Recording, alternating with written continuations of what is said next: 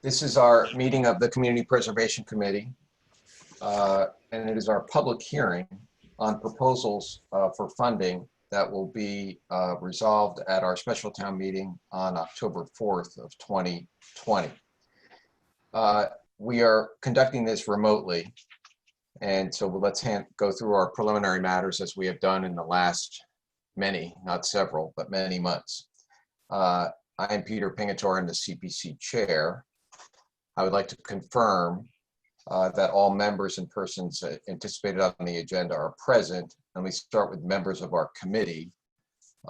We usually do that alphabetically, and we'll start with Paul Alpert. I'm here. Okay. Joe Barnes. Here. Artie Crocker. Present. Bob Dermody. Here. Laura Dorfman. Here. Chris Gersel. Here. Okay. And Rick Zambone. Here. Peter Pingatore, I am here. Members of our What about staff. Penny Kirk? You missed me. I'm so sorry, Again. Penny. I was working on an old script. I apologize. I'm Penny, here. You're here. Okay. And our members of our staff, Karis Lustig I'm here. and Kristen Wright Here. and Daphne Collins. Here. Okay. This is an open meeting of the Community Preservation Committee. It's being conducted remotely, consistent with Governor Baker's executive order of March 12th, 2020, due to the current state of emergency in the Commonwealth of Massachusetts due to the outbreak of the COVID-19 virus. In order to mitigate the transmission of the COVID-19 virus, we have been advised and directed by the Commonwealth to suspend public gatherings, and as such, the governor's order suspends the requirement of the open meeting law to have all meetings in a publicly accessible physical location. Further, all members of public bodies are allowed and encouraged to participate remotely. The order allows public bodies to meet entirely remotely, so long as reasonable public access is afforded, so that the public can follow along with the deliberations of the meeting. Ensuring public access does not ensure public participation unless such participation is required by law. And now this meeting is a public hearing, and so we will allow participation by the public. We are convening via Zoom app as posted on our town website, and it identifies how the public may join. The meeting is being webcast as well as recorded. And so some attendees are participating by video conference. Please be aware that other folks may be able to see you, and that take care not to screen share your computer. Anything you broadcast may be captured by the recording. All of our supporting materials have been provided to members of this body, and they're available on the town meeting's website unless otherwise noted. And I believe our only supporting materials for this evening are tonight's agenda. The public is encouraged to follow along using the posted agenda, and unless I note otherwise. Now, first we're going to turn to our first and only agenda item, and that is the public hearing. Let me cover some ground rules. I'll introduce each speaker on the agenda. They will make a presentation. These are the presenters for requests for funding by CPC. And then we will have questions, and I think we may go questions first by the committee, if there are any, and then we'll work through questions by the public. What I'd ask everyone to do is identify themselves for the record. Because this is being recorded, and so we want to have a good record of who spoke and who said what when. Committee members, please make sure that if I don't call on you by name, that you introduce yourself by name. Now, I'd like to do this is a public hearing about CPC, and we spent a number of months toiling in relative obscurity in a small room in the town hall. And I usually take this opportunity to talk a little bit about what the CPC is. So we have a long agenda, but I want to just move through this quickly so that the members of the public understand what it is that we do and how we do it and where our funding is. So our charge as a committee is to implement the Town of Needham's Community Preservation Plan pursuant to the Community Preservation Act. That's GL Chapter 44B. CPA is a funding mechanism for cities and towns to award grants to applicants to support affordable housing, preservation of historic resources, acquisition and preservation of open space, and restoration and investment in recreational resources. Members of this committee, and they total 9, are appointed by each of the Board of Selectmen, 2 appointments, the Town Moderator, 2 appointments, the Planning Board, a single appointment, the Housing Authority, a single appointment, the Conservation Commission, a single appointment, and the Historic Commission, a single appointment, and the Park and Rec Committee, a single appointment. So 9 in total. Our funds are generated from a property tax surcharge in Needham of 2%, and the state provides matching funds, not dollar for dollar, but pursuant to a formula, and it's based on revenue generated from registry recording fees. So there is a surcharge on our property tax. There's I think the first $100,000 is exempt, and then it's 2%. And based on a formula, the Commonwealth provides us with a match. Each year at town meeting, a portion of the CPC funds are dispersed based on recommendations made by this committee to town meeting. The disbursements are made pursuant to applications made by the town departments, and non-town entities that are intended to be the beneficiaries of CPC funds. When these applications come in, they are assigned liaisons, members of our committee, who are charged with conducting due diligence with respect to the proposal. We first look at the question of eligibility, and that is, are the requested funds allowable, an allowable expenditure under the Community Preservation Act? When we clear that hurdle, we assign it to a liaison or 2. We propound written questions. We ask for written answers to questions to each of the proponents. Our liaisons meet with our proponents. The proponents come and make presentations to this committee. Further questions are asked of them. All of it is part of our due diligence. And from there, we have a public hearing where the public can ask questions and the proponents can make their presentation to the public.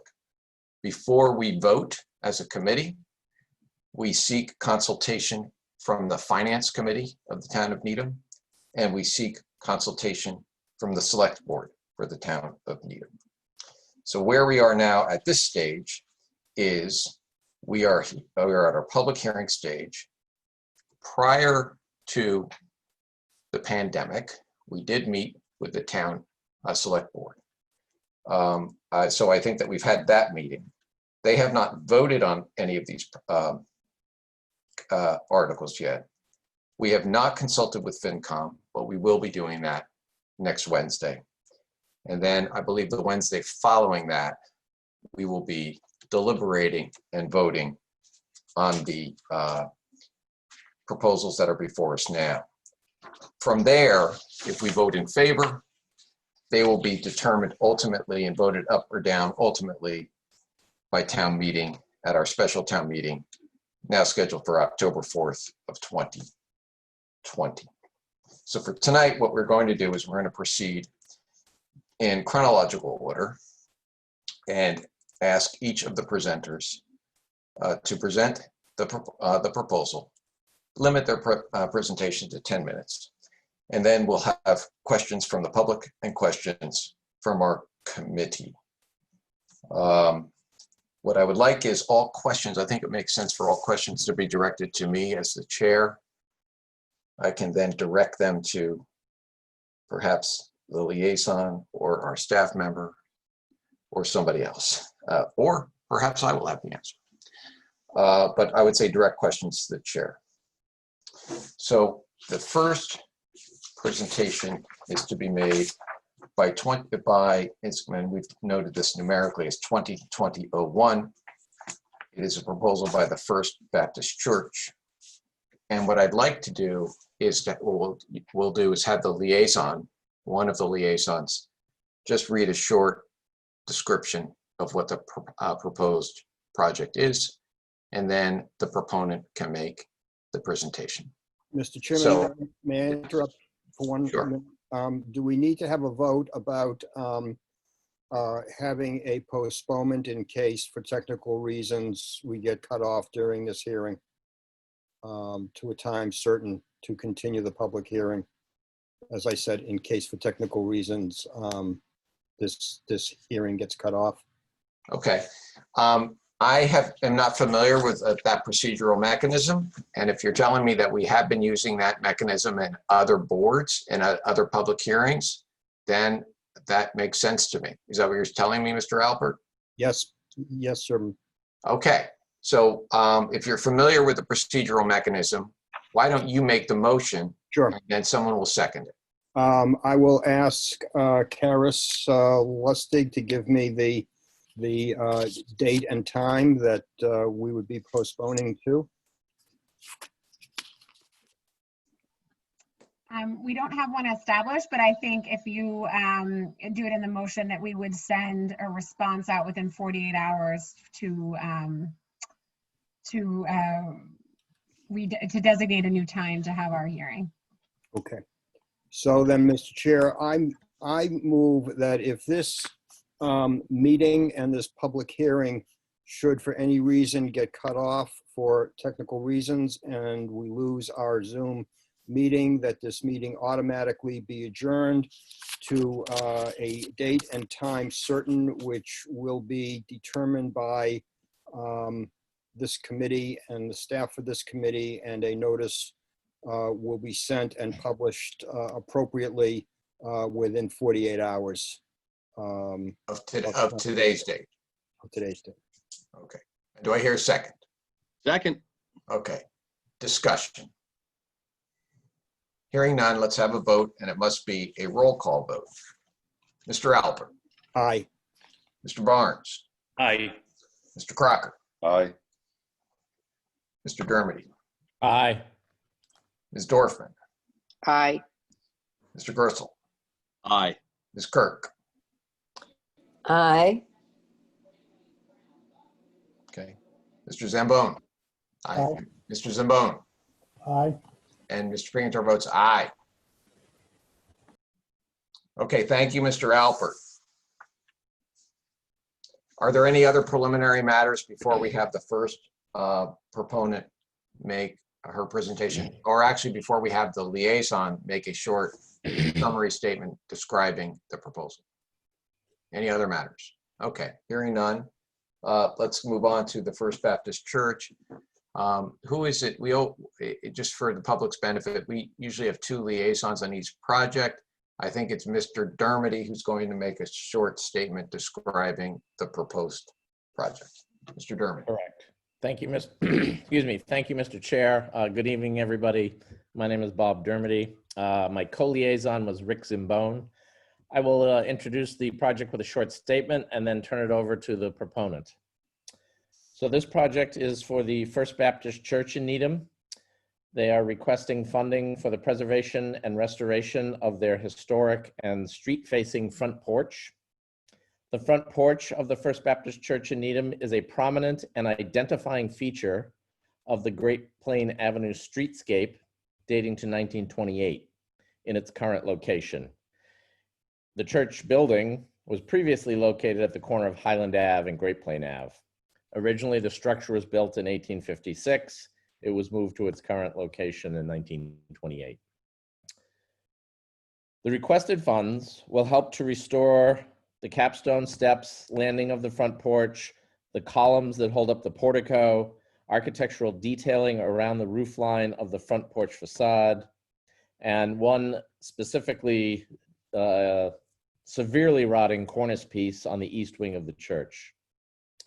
The First Baptist Church is requesting a sum of $90,200, which is approximately 24% of the entire project cost. I will now turn it over to our staff so they can help Reverend Darren Stylianopoulos make her presentation. Thank you.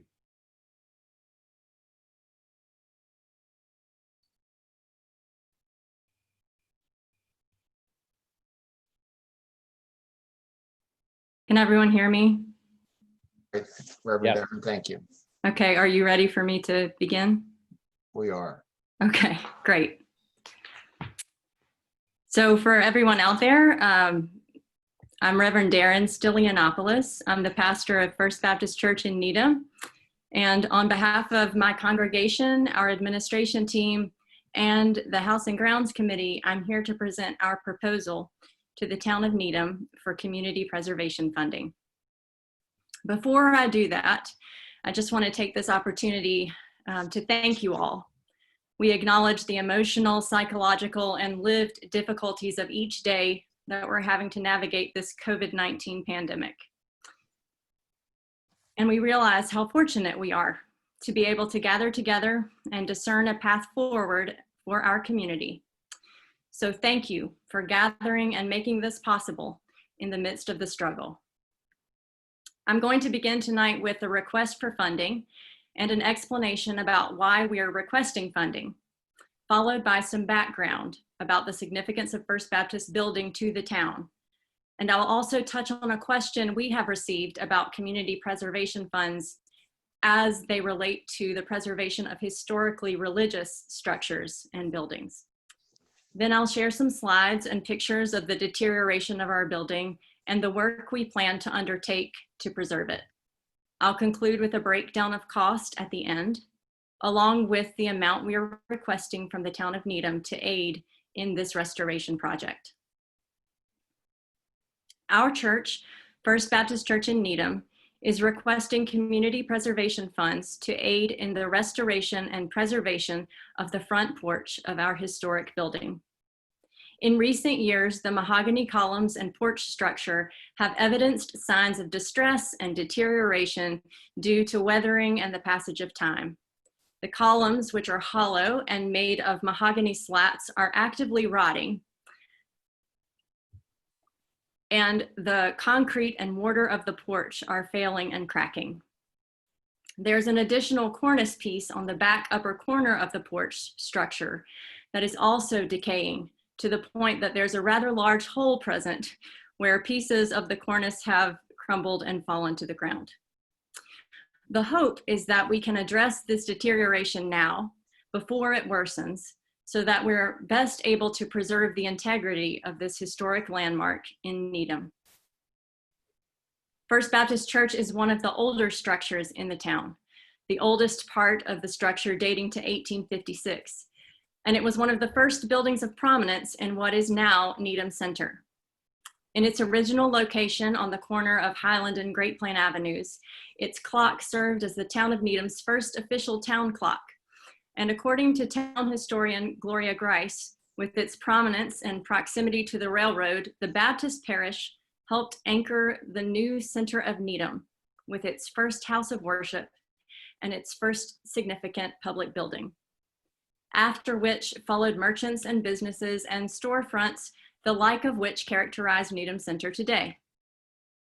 Not only is First Baptist building of historic significance to the town, but its porch structure and facade are significant architecturally to the community's streetscape and to Needham's quintessential New England character.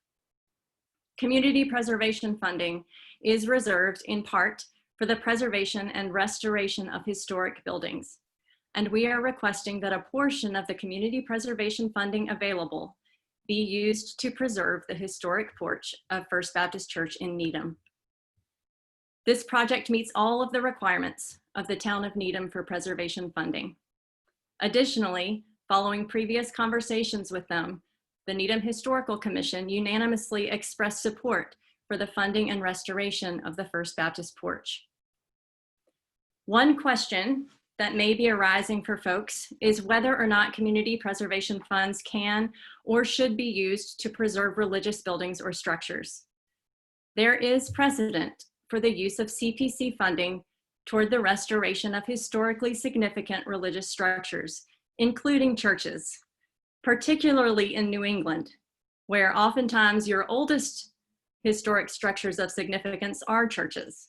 Towns had to have a parish in order to incorporate. Our neighbors at First Parish, who are also applying for funding this year, were that parish for the town of Needham.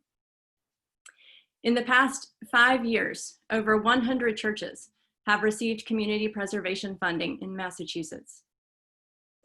I find it helpful to remember that community preservation funding in the case of this project is only being used to restore and preserve the historicity and structural integrity of the building itself, the exterior structures of the building. And it is not being used toward the restoration of religious images, symbols, or iconography. It is also worth noting and reiterating that community preservation funding in no way has a connection to or use toward the mission or programming of First Baptist Church, and does not indicate support of those endeavors of our church community or its beliefs. Again, community preservation funding is not about furthering or supporting the church's mission. It is about preserving this historic and significant landmark in your town, in our town. It is about the physical building itself. I hope that that helps to address any misgivings you may have about the application of community preservation funding toward this project. So now I will share some slides with you to help you visualize the scope of this project and the work that needs to be done. So just bear with me for 1 minute as I do that.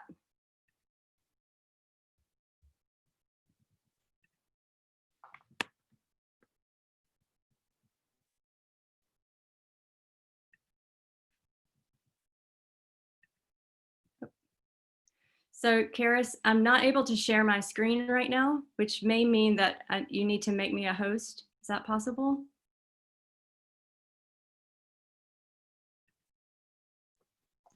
I think Daphne's helping us with this. You just may need to change under share screen to allow others to share the screen.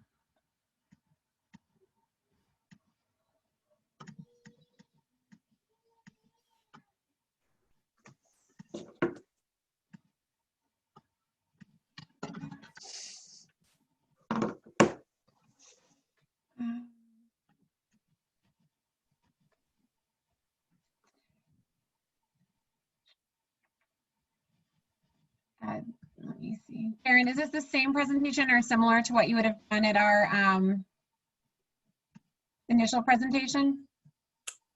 It's not exactly the same. Okay. Let me try. Let me Candace, is try. Daphne that. available? Do you like me to go ahead and I'll make you a co-host? You'll need to be able to have to provide us that you'll need to Yeah, make so we can do that. You just have to give it back to Daphne before you sign off. Okay, all right. not a problem. That'd be great. The only thing is, yeah, and after her presentation, if we open it up to the public, I'll need to have the host ability as well. I'm going to go ahead and make you a co-host, Darren. Okay, we will talk through this and we will make it. We'll make it happen. You are now the host.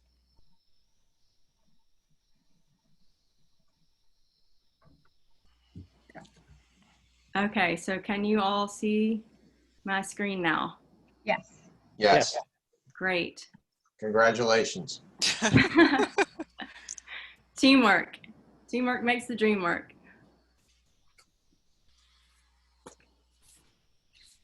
All right. So in summary, there are 4 main areas of focus for the restoration of the porch: the columns, the cornice piece, the moldings, window casings, and trim work, and the steps, capstones, and landing of the porch. As I mentioned earlier, the columns of the porch are beginning to show signs of rot and decay. The columns that are comprised of individual slats of mahogany wood and are hollow are beginning to deteriorate from the inside.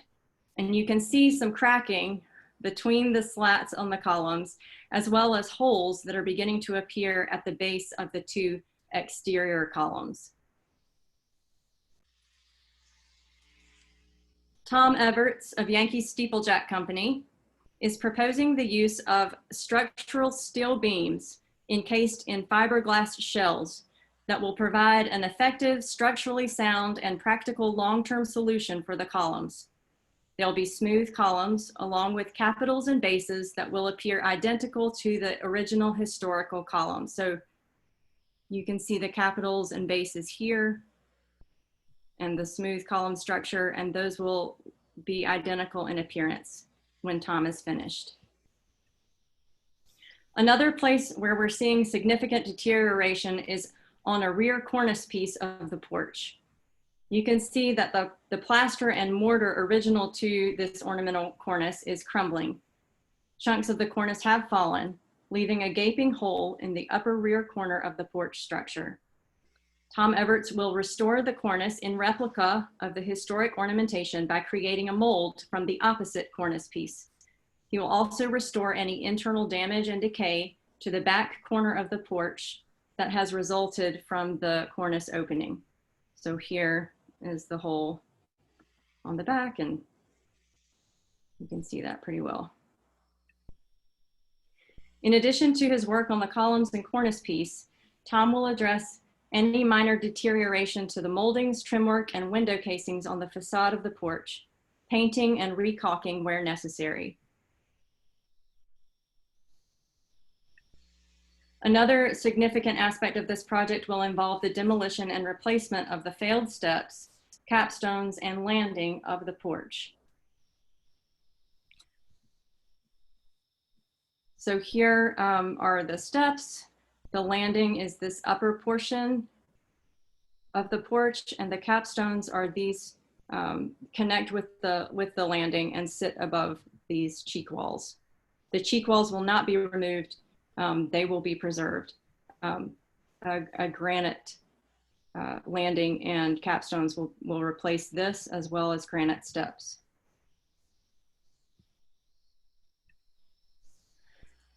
So here are the numbers. $96,000 will go toward the replacement of the existing columns with structural steel beam and fiberglass shells with capitals and bases that appear identical to the originals.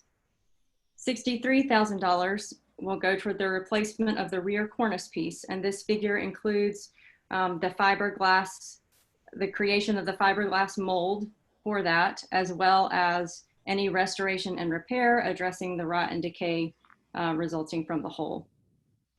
$37,500 will go toward the restoration of window casings and decorative moldings and trim work. And $20,000 will go to the demolition of the failed concrete steps and landing and capstones, with $54,000 going toward the installation of granite steps, capstones and landing.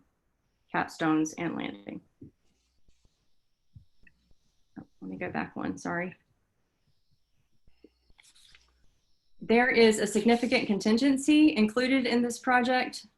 There is 20% contingency included for engineering and architecture, and another 20% included for any other unforeseen costs. This steep contingency is based on the recommendation of a contractor we consulted for this work, who suggested that we include 20% for each category on any historical restoration projects. And so that is why this contingency is so steep. So the total estimated project cost is $378,700. First Baptist Church plans to cover $288,500 of this restoration. We are asking the town of Needham for community preservation funding in the amount of $90,200 toward the preservation of the porch. This amount is 1/3 the total cost of the project, after subtracting the contingency estimates from the total cost. So after subtracting the $108,200 from the $378,700 total project cost, you get a figure of $270,500. And we're asking the town of Needham to cover 1/3 of that figure, which is $90,200. So again, First Baptist will put in $288,500 toward the restoration of this historic front porch. And we're requesting an additional $90,200 of community preservation funding to aid in the restoration and preservation of this significant and historic town landmark. So thank you all. And this concludes the presentation portion of our time limit. Okay, thank you, Reverend Darren. That was very helpful. Can we go back to full screen? Okay. I don't know that I'll turn it over to the committee if you do have any questions. We've heard this presentation. For the members of the public, you should understand that we've heard this presentation before. And so we've had the opportunity to discuss it with Reverend Darren. But if the committee does have some questions, why don't we start with that? And so I won't call, if you raise your hand. Okay, Ms. Kirk, you have a question. Two questions. One, it looks to me as if some of that damage might be the result of water damage, water drainage, whatever might be going on, and that it would be worthwhile knowing what caused it in order to avoid it happening again. There may be things coming off the roof or whatever. My dad was an architect, so I'm kind of tuned into this sort of thing. So, you know, to know what caused the damage would be useful in terms of once you've done the repair, you don't want it to be damaged again. So that's one question. And the other one, it may not apply here, but I think the railings going up the steps are really quite ugly, and that maybe there would be a way to replace them with something a little more attractive. Those are my questions. Okay, so I guess on the question of the aesthetic, that's probably a little bit outside of our purview.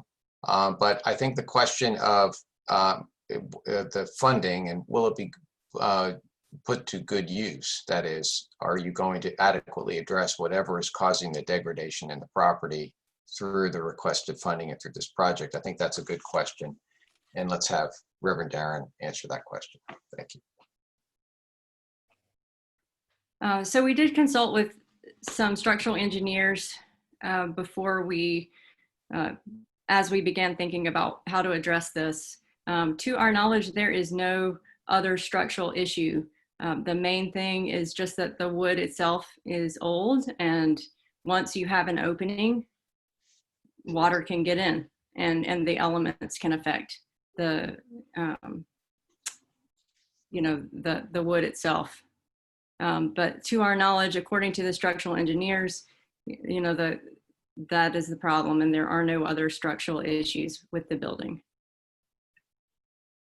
Yeah, and I want to add that in the packet that you have submitted to us and in the packet, Ms. Kirk, that you have on 01, is the structural engineer's report concerning the facade and the proposed remedies. So that's another resource to look at, that you can get some further information on. Okay, any other questions from the members of our committee? Just one very quick one. Sure. And that, I believe the first report, or perhaps the initial engineering assessment, might have been a year ago. Is there any update? And this is regards to the expediency of the project. Is there any update as far as the deterioration of the building and the columns? Sorry, the columns. Okay, thank you, Artie. Okay, Reverend Darren. If by update, do you mean that is the problem getting worse? Where we know it's going to get worse. Is there any update to the degree it's gotten worse? Just that you can, the cracks are more significant. I don't think another piece has fallen from the cornice at this point. Actually, Tom, who's going to be working on the columns for this project, did some work with the cornice to ensure that it, you know, for now it was not a safety hazard. He also put some netting inside so that animals and critters can't get in there. But in terms of, you know, so that I think has been taken care of in terms of it being a safety issue. But you can see the cracks getting longer and the holes getting a little wider as we move through time. Okay. Okay, we have a hand up by our staff, Karis Lustig. So we received a question from the public that they emailed in advance, and I think it applies to both of the projects submitted by the First Parish as well as the First Baptist Church. So I think now would make the most sense to read it. The first question is, have the CPC members disclosed any potential conflicts of interest, in particular whether they or any of their family are members of the two applicant churches? And if so, have they excluded themselves from discussions and voting on the proposals? So why don't I address that as chair? And I will, the short answer to that is yes and yes. I believe that Mr. Alpert disclosed to us early on that he had an associated counsel attorney who was an associate of his, who was acting as counsel to the First Baptist Church. And as a result of that, Mr. Alpert has recused himself from all discussions and voting concerning that application. Mr. Crocker also disclosed that he had been either a member. I am a member. He is a member of First Parish. And as a result of that, Mr. Crocker has recused himself from any discussion or voting with respect to the First Parish application. I think that, does that answer the question fully? Yeah. Okay. And then the second question that I have from the same resident is in reference to the Massachusetts Supreme Judicial Court decision in Acton, and summarizing the case that we as a committee have discussed before. And it asks, has the CPC consulted with Needham Town Council as to how proposed CPA grants to the churches would differ from the Acton grants related to the 3 criteria set forward? And is the town prepared to defend in court a decision to fund the church renovations? So let me answer the first part, 2 parts of that question. I'm not certain of the last part of that question. So the members of the committee and members of the public, members of the committee are fully aware of this. The answer is we've discussed this issue and we have sought counsel. So for members of the public who are listening in, who may be scratching their head and wondering what's going on, or even have a vague notion that there is this issue out there, I'm not going to provide legal advice. We have counsel, but I'll talk to you in general terms about it. And the general principles are that our town government cannot have a blanket prohibition against funding CPA requests by a religious organization. That, according to the Kaplan case, would violate the United States Constitution and the Establishment Clause. The other side of this, the tension, if you will, is that under our state constitution, there's a doctrine or a provision called the Anti-Aid Amendment, which restricts government aid to religious organizations. The nature and scope of that and the interpretation of that provision has been the subject of litigation over the years. It's not easy to describe it. In fact, if you spend the time reading the Kaplan case, it's a rather wrought decision. But be that as it may, what I would say generally is you can't give too much aid to a religious institution if you're a government, and you can't find yourself entangled, if you will, in the activities of the religious organization. So understanding those tensions, you can see that that's a complicated issue. Early on, when we were presented with these applications, we sought counsel. And so we have had town council involved with this provision. Our job as the CPC is to determine whether or not funding it's eligible. Is this eligible under the Act? And then from there, we have our legal counsel counseling us on whether or not it's lawful and to provide the funding. And but our job then is, once eligibility is determined, to go through the subjective factors that we have under our CPA plan and determine whether or not it's appropriate for us, in our opinion, to fund these proposals. Understanding, of course, that these are taxpayer funds from the town of Needham property taxes and from state aid, and so that there are limited resources involved. So we understand all of that and make a determination as to whether or not it's the best use of funds. But ultimately, of course, the decision is made by town meeting members. So we have sought counsel. There are we are in the process of negotiating.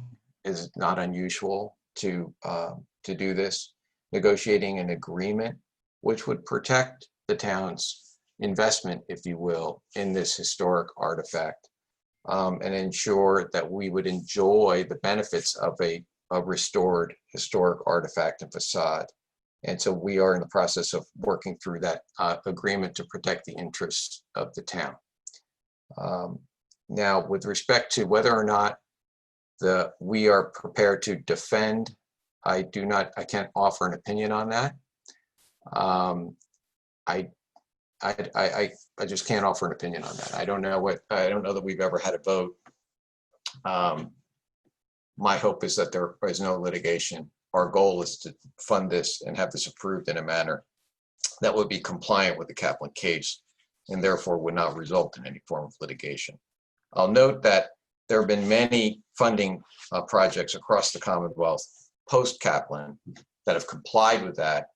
I haven't seen a lot of litigation involved with the statute based on funding of religious organizations post the Kaplan case. Mr. Chair, I would ask that any questions being asked, that the name of the person asking the question, in this case, emailing it, be entered into the record of who emailed it. Thank you very That's okay. Can we do? Is that okay? Yes. Okay. Good. All right. All right. Do we have any other email questions? Nope. So the name of the person asking the last two questions was Steve Baratowski, and those are the only questions that we received. Okay. So now we have members of the public who are listening in, hopefully. I see we have 44 participants. So now, does anybody have her hand up? Daphne, we'll turn it over to you. Yes, Peter Olive has his hand up, but Reverend, you're going to need to make me a host again so that I'm able to promote attendees who raise their hand.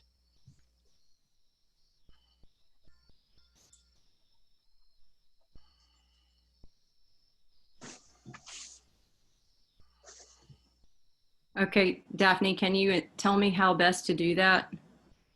All right, so what you would do is next to my name up there, there's you'll see my name, you'll see the three dots. Yep. Press the three dots and it will give you an option to make me a host. Gotcha. You should be a host now. I am a host. Great. And I am going to promote Peter Olive as a panelist.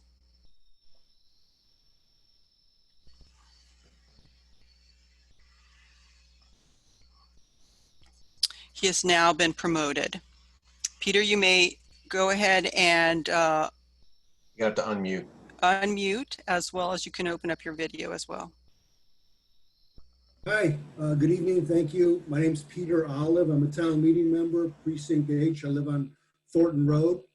I have a question about the front porch renovation on the church. The town, let's see, the town's going to contribute, the proposal is to contribute $90,000. Does the church pay for the first $288,000? If the budget comes in like at $200,000, if the full project comes in at $200,000, does that mean there's going to be no CPC money needed because the church has already committed $288,000? How does that work, please? Thank you. So what you're saying is you're anticipating a situation where the project cost is less than the budget. Is that what you're saying? Yes. Okay. Yeah. And so if that's the case, and let me reframe it, which is, well, if they're seeking 1/3 of the project cost less the contingency, does that mean if the project cost is less, that they're going to ask for less?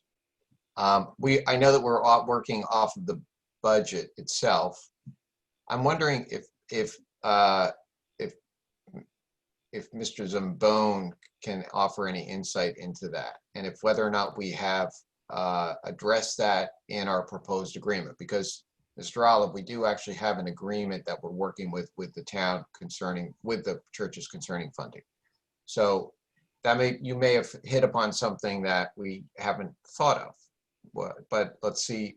I'll ask Mr. Zambone, who's he's my financial wingman. Do you have anything to offer to us, Rick?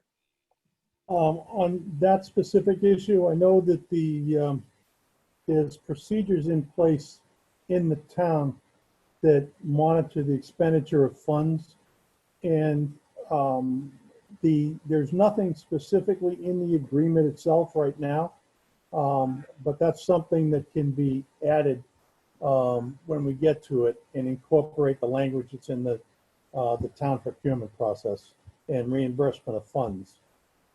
I know we discussed that. I think Karis discussed it with Dave Davison at one point, so she may be able to shed a little bit more light on it.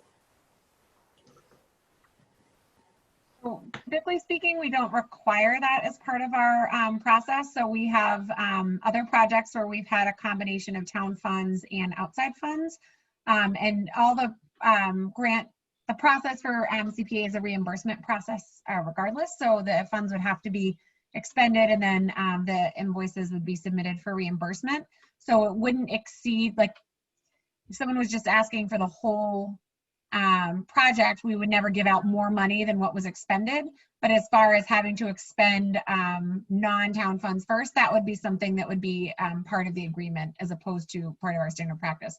But I think to Rick's point, currently right now, that's not part of our agreement. And also, I just want to add, not to get too deep in the weeds, that there are some projects where it's difficult to do that.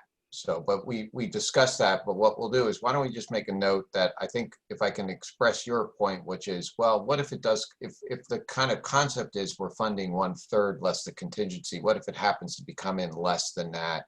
Are we still going to be funding only 1/3? And that's a fair question that I think the committee can discuss. Okay. Or the question is the church committed to funding the $288,000? Oh, there, I can answer that. Well, we can ask Reverend Darren that, but I think the answer to that is yes. So if the project comes in at $288,000, there's no CPC money spent. Oh, I know. The church is committed to the $288,000. Yeah, no, all right, that's not quite it. So you're raising an interesting point. It's probably an unlikely scenario, but we could at least have that discussion. Okay. All right. Any other questions? All right. Thank you, Mr. Olive. Thank you. Okay. All right. Do we have another member of the public?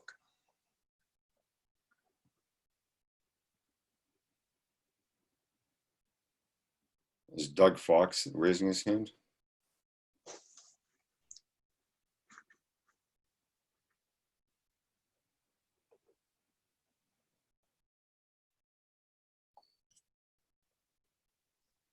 Okay.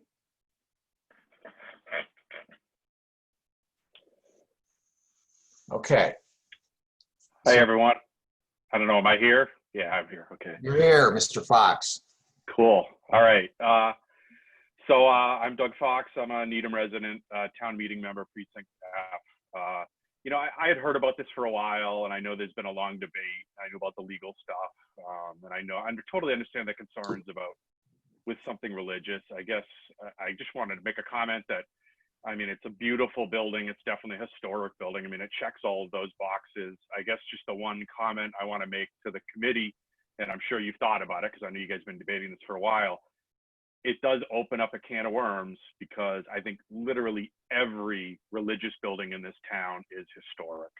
And I think if you say yes, I think it's just going to be really hard to say no to anyone, because then they could feel they're discriminated against, that one religion got money and then another did not. So once again, I know you debated this a long time, but that would be my only concern, even though this is obviously a super old, historic, important part of downtown.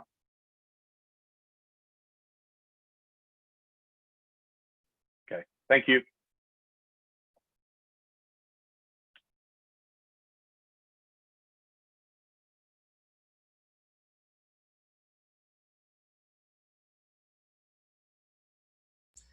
We have no other attendees who have raised hands on this issue.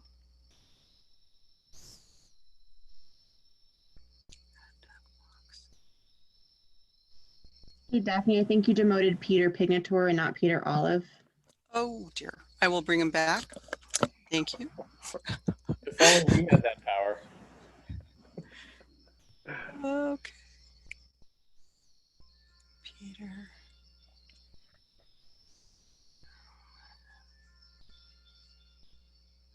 And you can demote to me And while I will go ahead and do that. Yes. Oh, luckily there's no other Dougs in the room.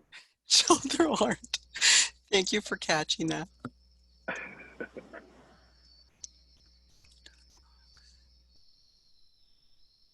Peter's back. Okay, so I hope I didn't miss anything. All right, so all right, but I guess just one response to Mr. Fox, and the committee is well aware of this, is that a condition proceeding to funding these kind of requests is that the Historic Commission has to express an interest in the artifact or the property itself as a historic structure. So I don't know. I would say that saying that every religious building in town would be historic is a bit hyperbolic, but it's also subject to some controls through our other town committees. Okay. All right. Any other questions? Okay. So now, all right. And no, nothing from our committee. All right. Thank you, Reverend Darren. Now we're going to move on to our second. Thank you all. Thank you. Thank you. Thank you, Reverend.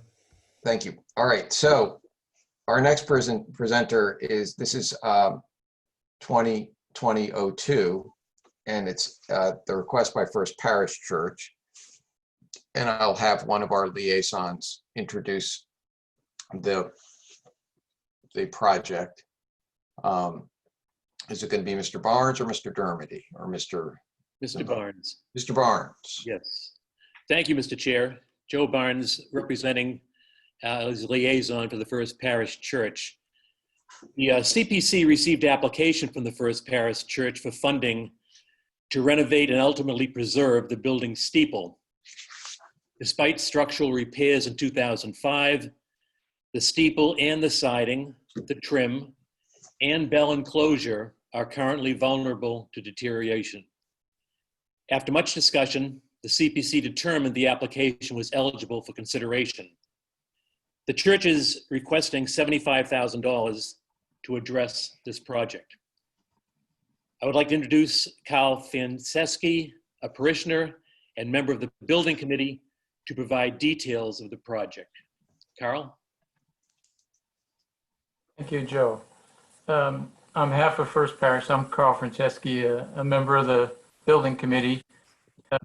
And I'd first of all like to thank the committee and especially Joe Barnes for all your attention to our request and all the time and effort you put into considering it. I think for the public watching, you can see kind of behind the curtain as what goes on here, and we're all very appreciative that there are folks like you watching the town's purse strings. Let me share the screen if I can, and I need to be enabled to do that, I guess. Yeah, so Daphne, if you could quickly make me host, I can just change that, and then we can have the participants share. I think I just set it up so that it defaulted so you couldn't share. Great. All right, does that work now? There we are. Great.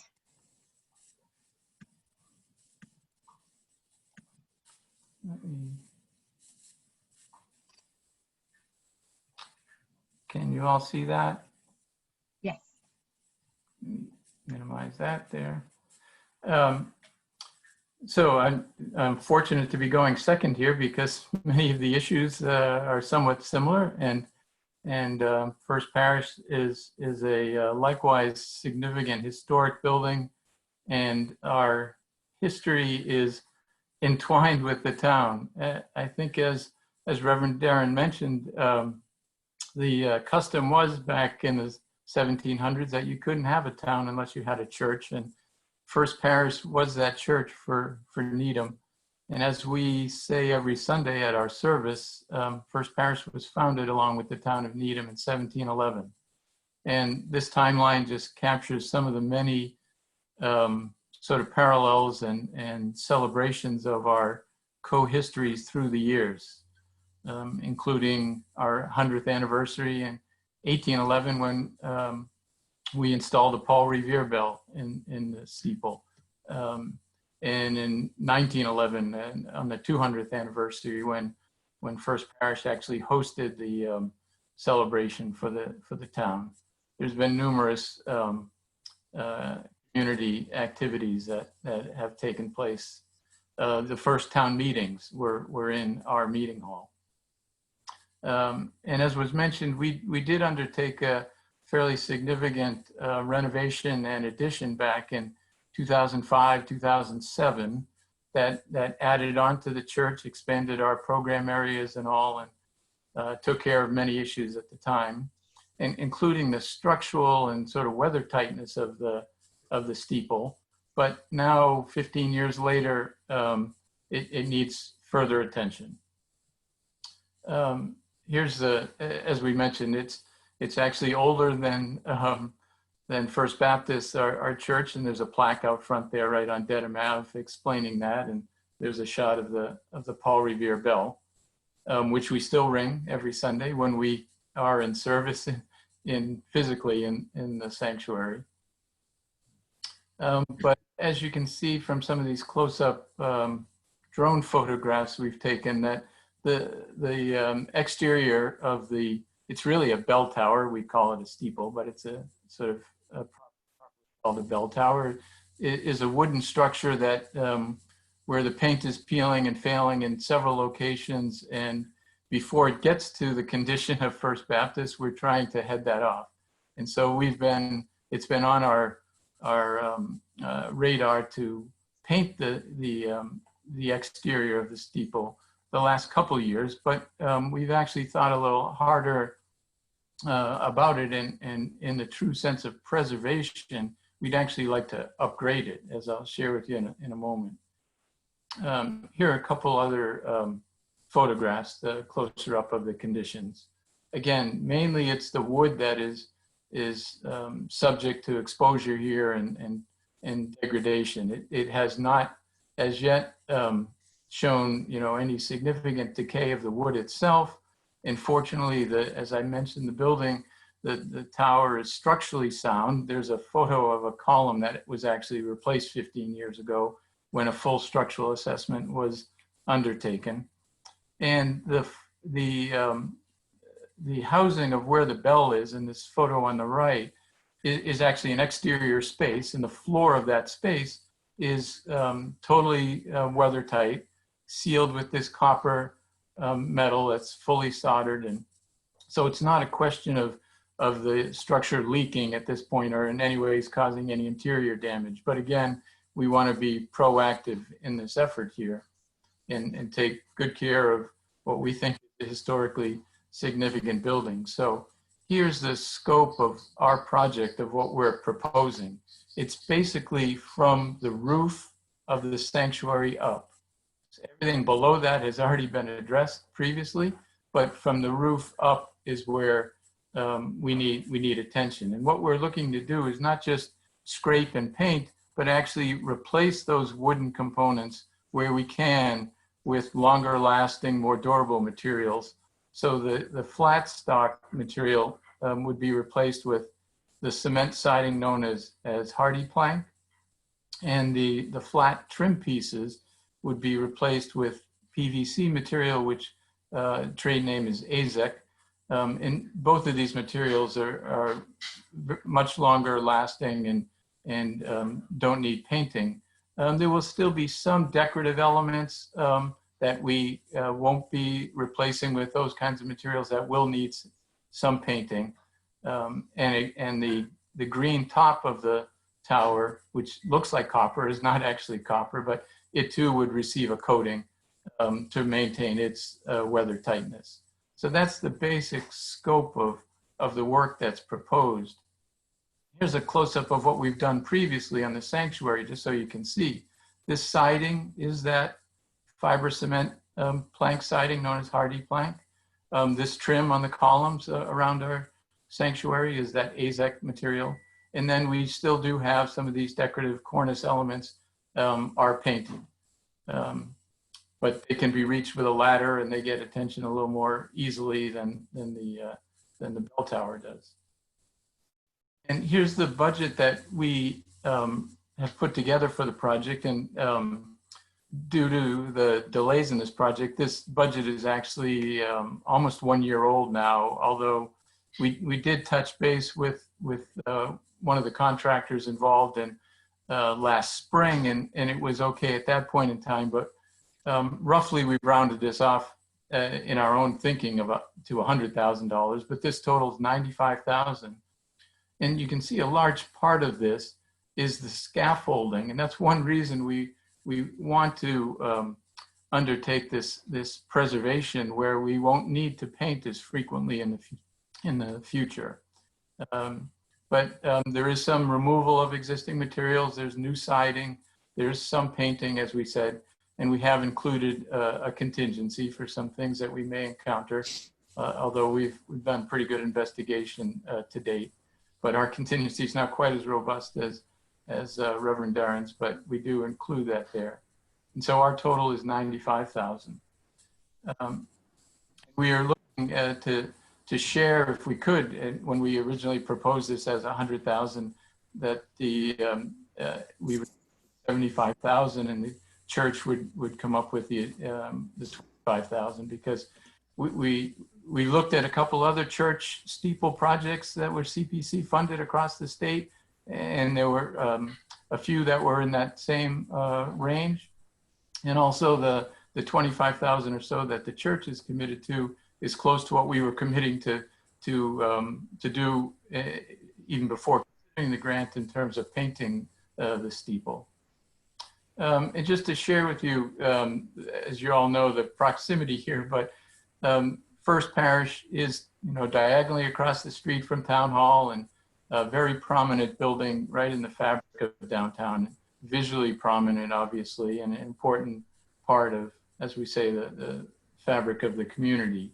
But in addition, there are other community benefits, we believe too, that our building itself has housed numerous civic events, as we said throughout the years, including opening our doors to public school tours regularly every year, hosting other kinds of meetings. We allow our conference rooms and classrooms to be used for nonprofit groups.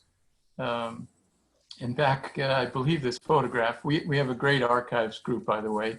I think maybe even superior to the Needham Historic Society, just because our records go back much further. But this photo that our archives group found in our files is, I think, from the 1961 250th anniversary, where we actually did invite the public up into the bell tower to see the Paul Revere bell. We don't think we can do that safely in the future, but we would like to work with the committee in developing ways that the building can be experienced by, and the bell tower in particular can be experienced more easily by the public, perhaps with technology these days. We already have a microphone up there so that when we ring the bell during service, we can hear it in the sanctuary. We might easily install a camera as well, so that we can share the space and the ringing of it with the public as well. So we believe this project, definitely falls under the preservation of an historic resource that is in the words of I believe this is right out of the committee's bylaws, the CPC, significant in the history, architecture, and culture of town. So thank you very much for your attention. I can stop now and take any questions that you might have. Okay. Let's start first with our committee. I know that we've heard this presentation before, but if any committee members have questions tonight, so let's have them. Okay. All right, good. Hearing none, we'll go on to members. And I'll turn that over to you, Karis. Do we have members of the public who are asking questions? And do we have any email questions that came in ahead of time? We had no email questions ahead of time. And as of right now, I don't see anybody raising their hand. I'll just give it a few seconds. I have to thank Reverend Darren for going first and answering a few of those questions that apply to religious organizations on our behalf. That's true. That makes sense because some of the questions that we got from the beginning actually had equal applicability to this. So we probably have exhausted the inquiry for this evening. All right. Thank you, thank you, Carl. Thank you for your presentation. And so we now will go on to our third. Thank you, Peter. Okay, thank you. We are on to 2020-03, and this is the Needham Community Farms growing bed area expansion. I think that was Mr. Crocker's. No. Oh no, sorry. I'm sorry, Chris. It's Mr. Gersel's project. Why don't you introduce it for us?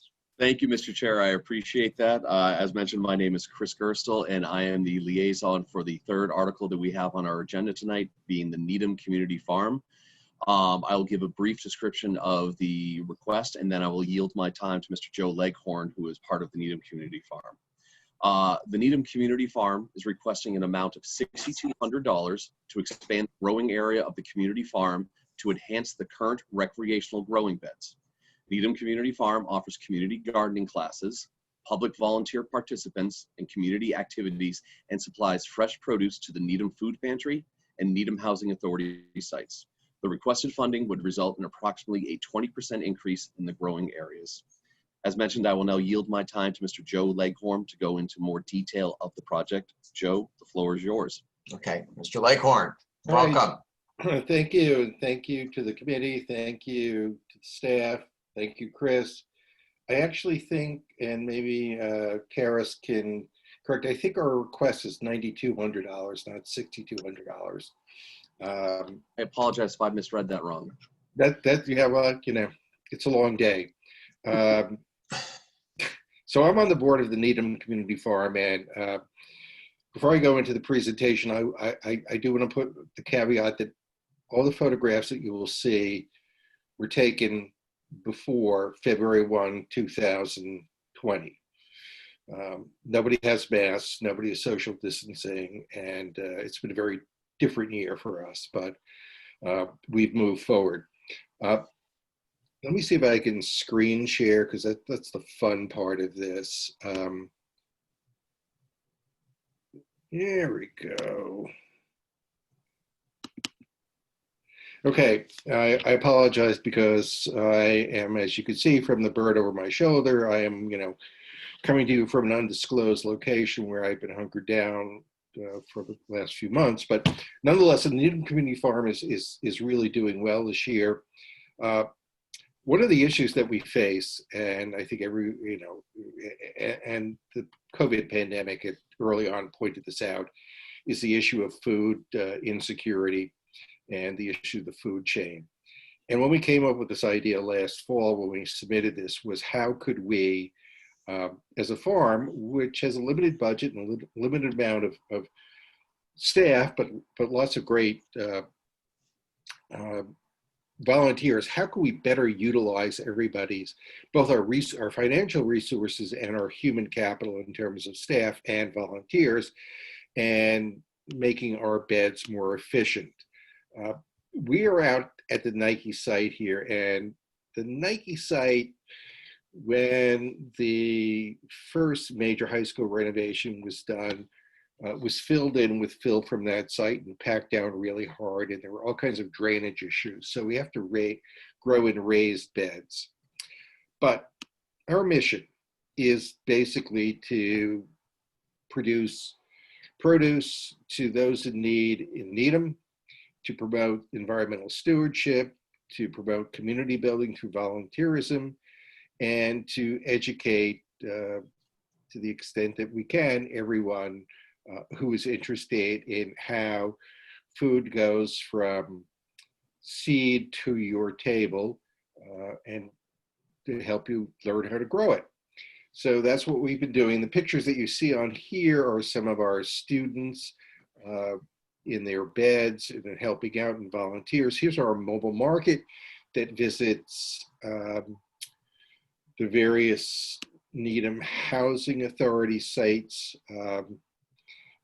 at least every 2 weeks. And I think this year we may have tried to step it up a bit, because among the community there, especially the older folks, they try to avoid going to grocery stores these days. So we try to do our best in making sure they get food. Here are some of our volunteers. We're particularly enjoy the fact that a lot of our young people in Needham, especially those looking for community service hours, head to the farm. And certainly we have many, many dedicated adult volunteers who just enjoy getting out and enjoying the outdoors. Our educational programs go from younger folk. We have a family program, and some of the older adult folk that like to learn how to grow their own food. We also grow all of our stuff sustainably, trying to keep down the use of man-made chemicals as much as possible. We have a beekeeper who works at the farm, and bees are incredibly important to the success of any farm because of pollination. About half of our what we eat needs pollinators to make it happen. So and we give away the honey that the beekeeper collects and gives to us. So it all goes for good stuff. Food access is through the mobile market, and our main venue for that is through the Needham Community Farm Food Pantry. Later slide will show that the demand on the food pantry has increased dramatically this year, and so trying to increase and expand production is something that we're always thinking about. How can we grow more with expending fewer resources financially and otherwise to get food on people's tables? The project is the following, is that although the Nike site is probably similar to what our ancestors faced 400 years ago when they came to New England in terms of arable land, when you start growing on it, the little critters in the ground and otherwise actually turn horrible soil into something better. As you can see from the beds that we have, the beds require expense in terms of lumber, and also expense in terms of having to replace the lumber and person power to keep improving it. So we've been experimenting with sort of just mounded beds with less space between the rows, so we can grow more on the same amount of land. Now, we do, thanks to the select board, have the opportunity to expand the farm into this yellow area. But before we do it, we want to run a pilot project with this, which this really is, to see if we can come up with a system of mounded beds that address, constructed in a way that address one of the chief problems at this area, which is drainage because of it having been packed down so heavily when the fill was put in over the Nike site. So our thought is we're going to approach some beds that need some TLC to keep them going, which I'm showing here. And this is an old overhead photograph of the farm. Things have changed a little, but this is basically the number of beds that we want to try to turn into those mounded beds. There it is in a close-up that they're about 50 feet long and about 4 feet with 4 feet between them. And the 4 feet is not between them is not necessary. So our goal is to, in the same area, put 20% more growing area in here in mounded beds with drainage that will move some of the standing water in the spring away. So as you can see from this photograph, from this diagram, we would go from here to here, which are 3-foot raised beds.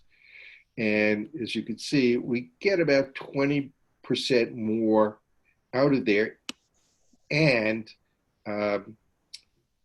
also reduce the expense of having to build the frames. And in blue are what are essentially a modified French drain that will get the water out of the area and off to a low spot on the site. Some of the labor we will have to purchase, others will be done by volunteers and by staff. And this is a pilot project because when you look at going back to the area that we can farm to address the needs of the town and others suffering from food insecurity in the area, we need to be able to do this in a fairly cost-effective manner, and in a very sort of person-hour efficient manner. So that's why we came up with our budget, which is basically, I don't have that here, but it's basically $9,000 for the purchase of some labor, the purchase and the purchase of some hours from a landscaper that would help us remove the beds, bring in some additional compost, create the new beds, dig the trenches for the French drain, for crushed stone for the drains, and for some lumber to cover the drains, add grade, and we would go from there. So certainly it is a project that we hope would increase our growing area, and as we go forward, and it would reduce, if successful, how we manage in the future to build these raised beds. Now, I do want to talk a little bit about, let me see if I can find it. I know it's here. You know, the issue of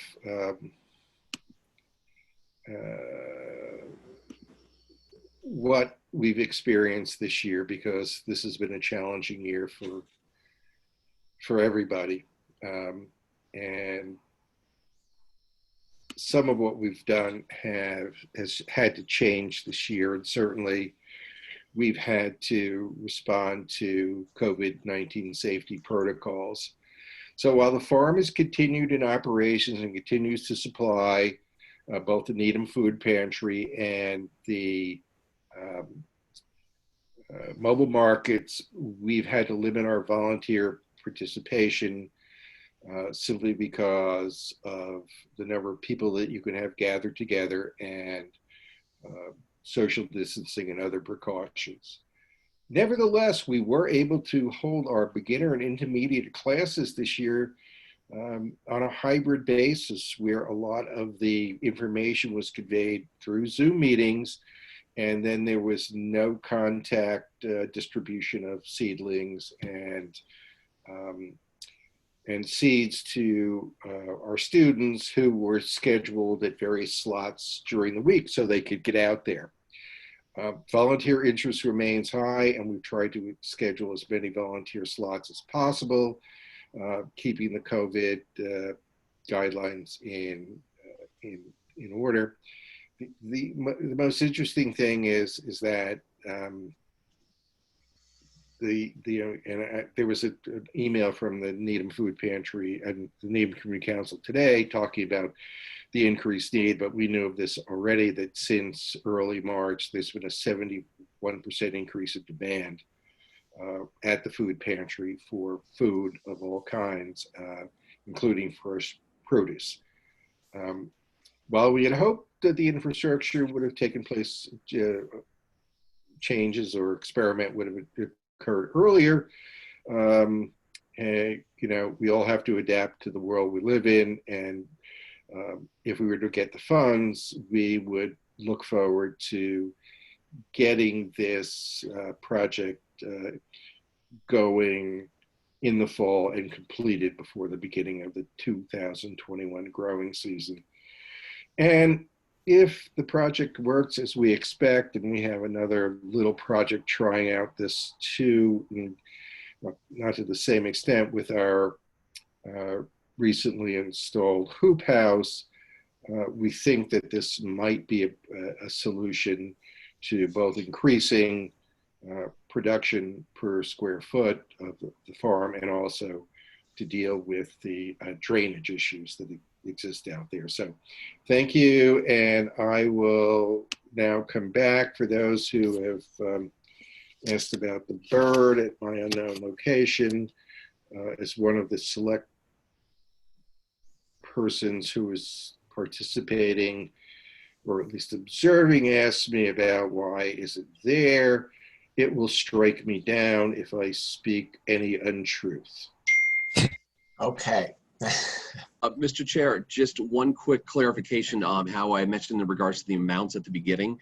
Looking at the application, that the total cost of the project is around $9,300, but the application is looking for a funds request of the $6,200. So that is what I have in my notes. So I just want to clarify the difference of the amounts. Okay. So the funding request is $6,200. But the total cost of the project is $9,300. Okay, great. Thank you for that clarification. And thank you, Mr. Leghorn. Well, I thought we amended that at the last hearing. Karis, do you remember that? The original request was for 6,000, and I think it was amended to 6,200. But if Okay, there needs to be a repeat application, we can certainly have that conversation. sure, not a problem.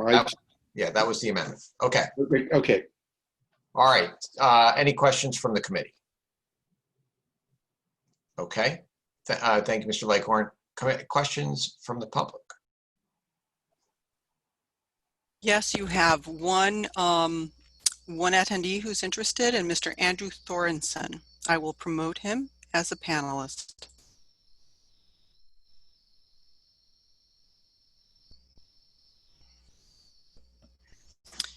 Mr. Thorenson, please unmute. Can you hear me? Oh, I'm stopping the video. And you may turn on your video as well. All right. Do you see me now?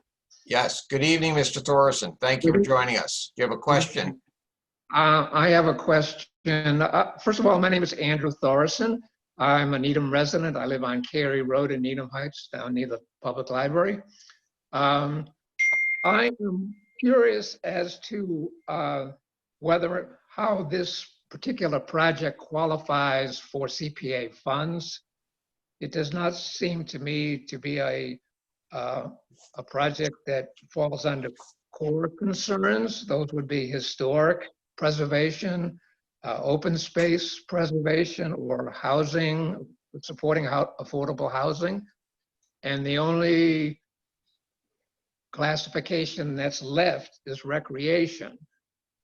Does this qualify as a project eligible for CPA funds on the basis of it being a recreational endeavor? So, Mr. Thorson, thank you for the question. If you were in attendance at the beginning of the meeting, you would have heard me say that what we initially do when any request comes in is to examine whether or not the requested funds are eligible under the Act. That is, can we lawfully provide funds? And in fact, funding of community gardens is expressly provided for under the statute. It says community gardens.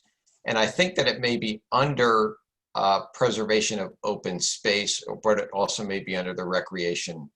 Is it preservation of open space? I don't have the statute in front of me. So what we do this kind of, we actually look when we get these applications, we spend time with the statute, going through the language of the statute to see how these application requests fit or don't fit within the definitions of these terms. And in fact, community gardens are expressly provided for to be funded, used as a source, CPA to be a source of funding for community gardens. So it is eligible under the Act. Thank you. That answers my question. I think it's a very admirable organization. I'm glad we have it, but I just wondered if it qualified as recreational, or is it open space that it comes under? I'm turning to to Karis, who knows. Is it open space or recreational? I can't recall, but it's I don't have the statute in front of me, but offhand, I believe it's open space. I think it may be open space. Okay. All right. Thank you. Okay, good. Thank you for your question. All right. Are there any other questions from the public?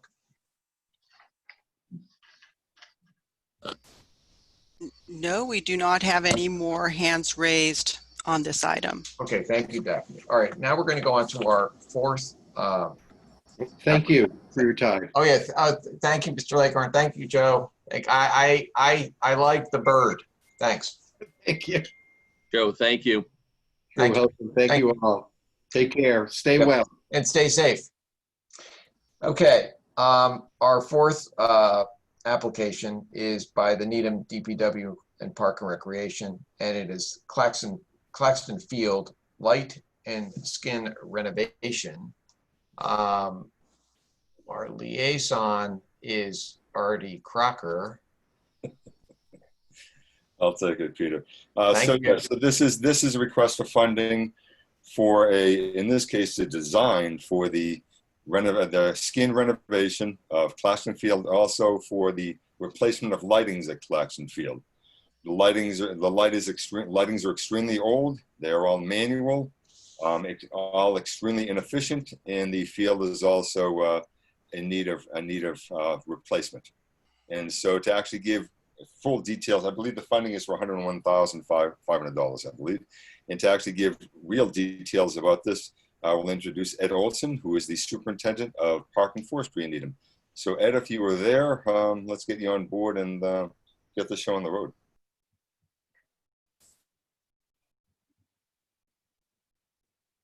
Great. Thank you. Thank you, Artie. Thank you all for having me tonight.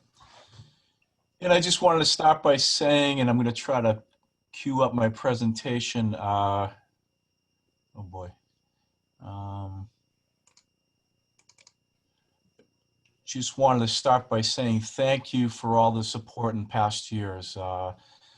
As you all remember, last year I was before CPC with one request for construction for cricket field improvements, and I'm going to try to click and share a picture of cricket taken the other day.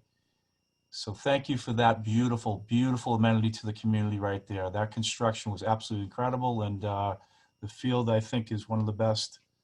Just so you know, Ed, I don't see anything. I don't see it either. Yeah, I think it's just taking a moment to load, Ed. Okay. Well, we can always go back to that picture. Let me get right to my presentation and load that up. All right. Can you all see that? You know what, I think what's happening is you're sharing one part of your screen, the desktop in essence, but not sharing your whole screen. So you need to share the program with their Acrobat or something like that. That's not being shared. Other programs are not being shared. Ed. So if you could perhaps go back to share screen and change what you're actually sharing in your computer.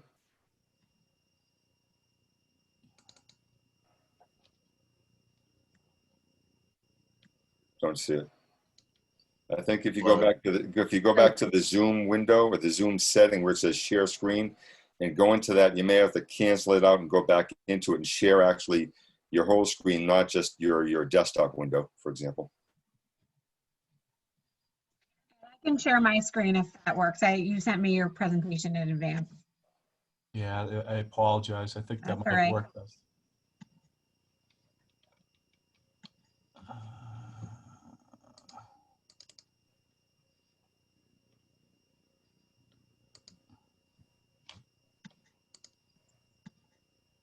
If you can just cancel your screen and I'll share my screen in. Okay. Thank you.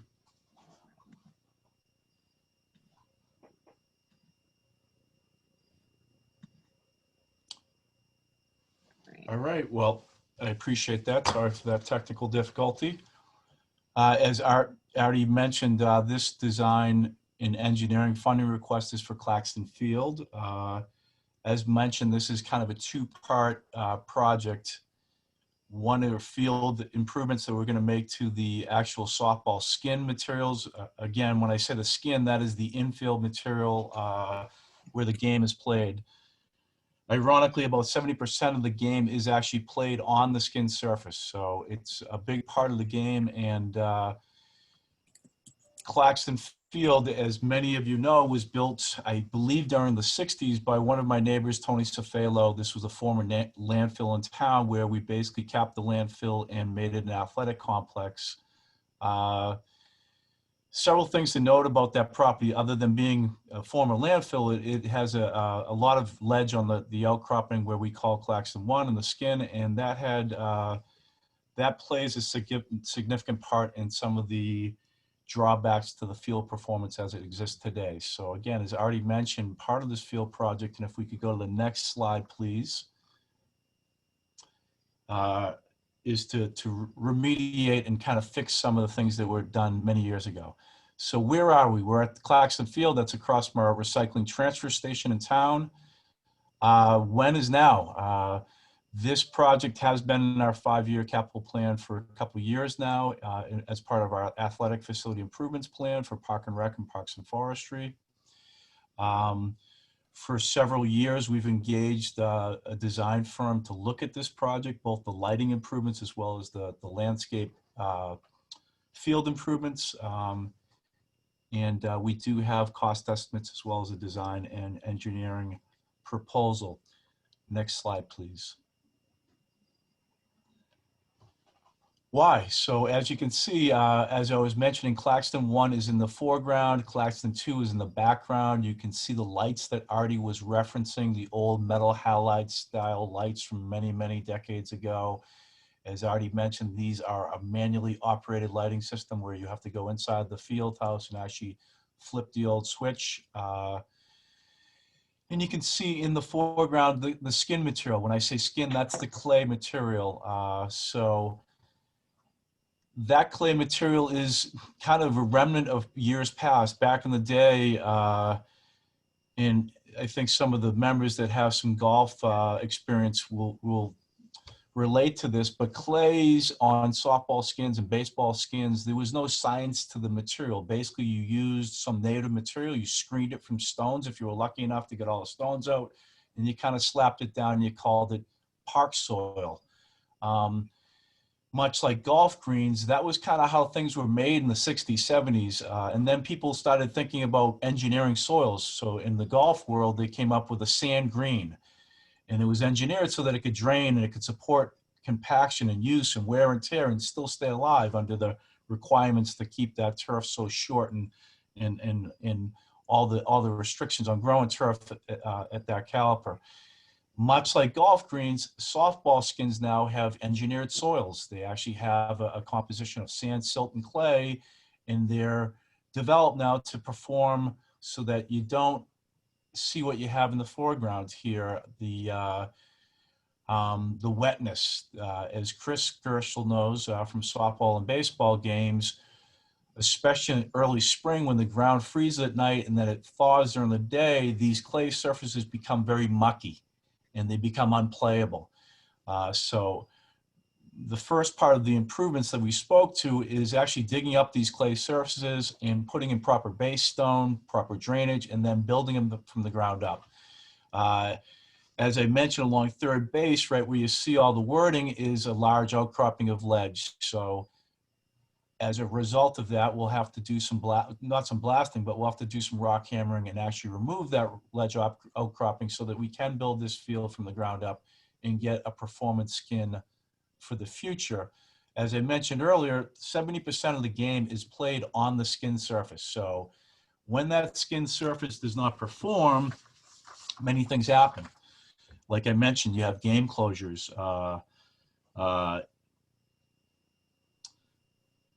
And that skin requires the most amount of maintenance too. Out of the field there, the softball field, the most amount of our time is spent grooming that skin. So again, having a proper skin construction is key to for time savings. We spend a lot of time getting those fields ready in the springtime for girls softball games, especially after a rainstorm.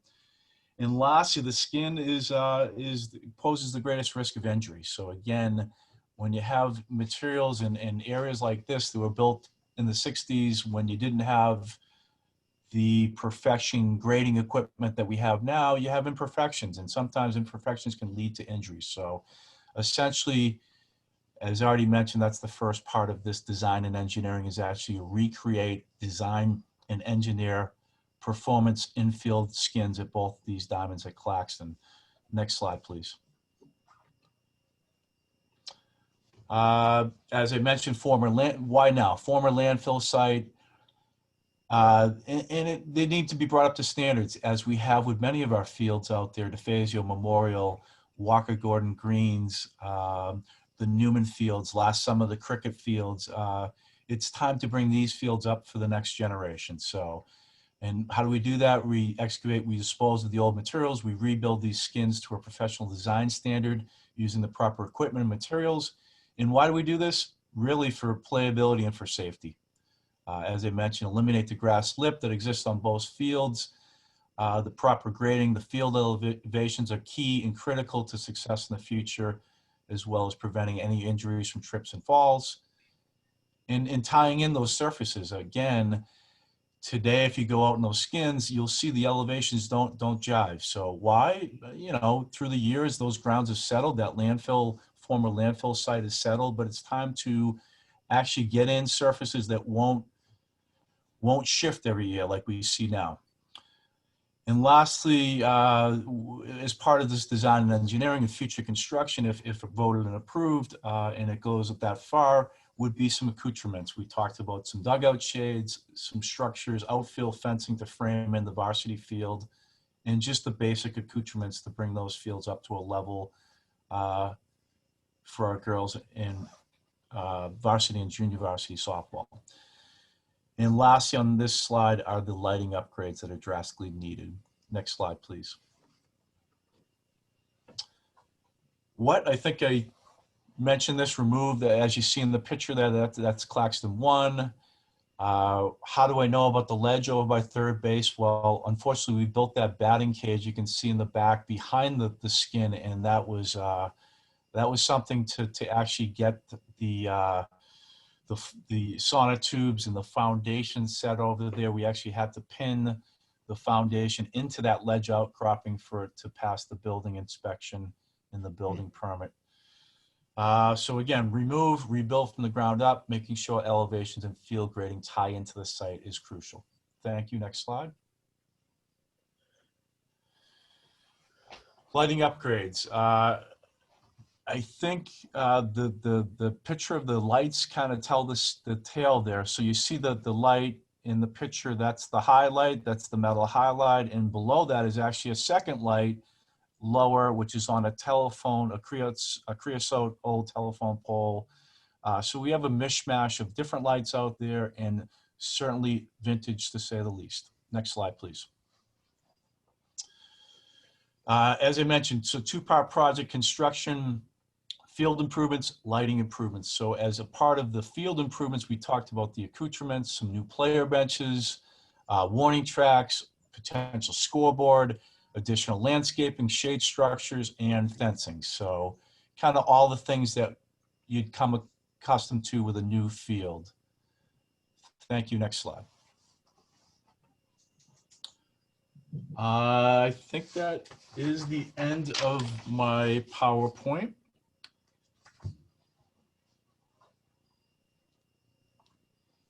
Thank you. Okay, thank you, Ed. So now first turning to the committee, I know we've seen this presentation before and we've had questions for Mr. Olson before, but if you have any questions tonight, let me know, raise your hand. Okay, Ms. Kirk, you have to unmute.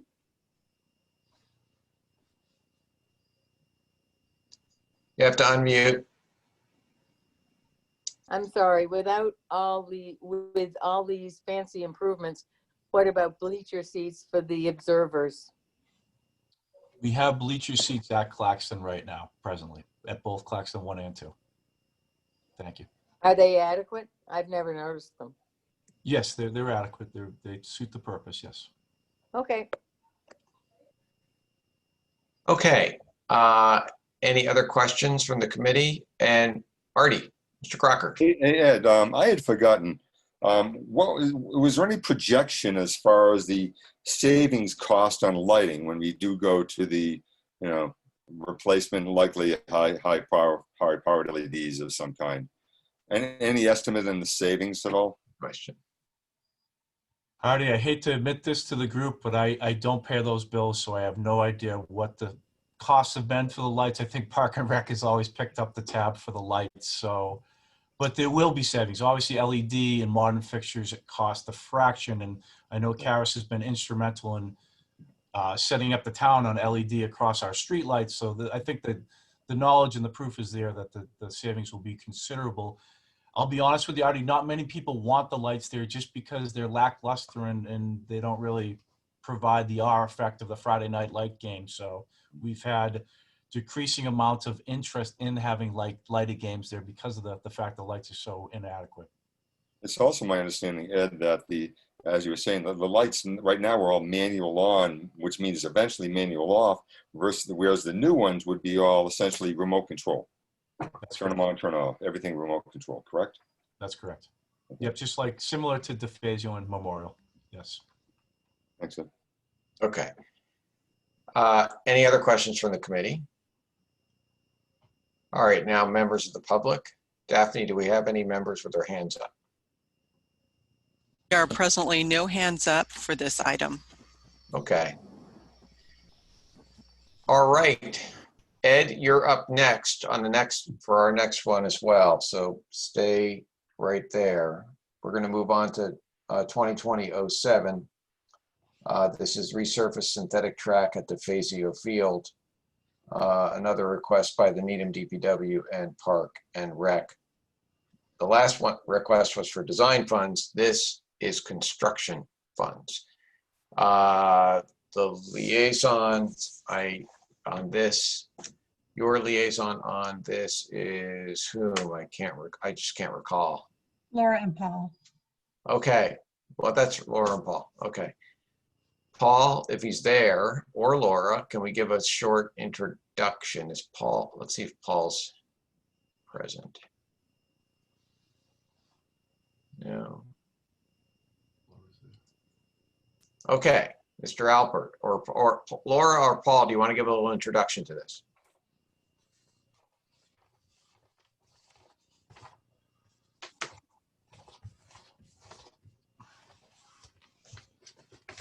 I'm wondering if Paul can hear. Paul, can you unmute, please? I thought I had. Okay, so introduction to funding request 2020-07. Yes, I thought this was being removed, so I didn't prepare anything specific. Okay, that's okay. But very briefly, this is the synthetic track at DeFazio Field.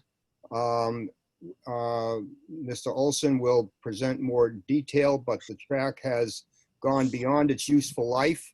I believe the useful life is about 15 or 20 years, and it's been more than 20 years since we've installed it. If we don't do anything now, then it will probably all have to be replaced at a higher cost at some time in the near future. If we do the work that is proposed now, it will cost less and we can extend the use of the track. And unfortunately, I'm sorry, I don't have the amount of the request in front of me, but That's fine.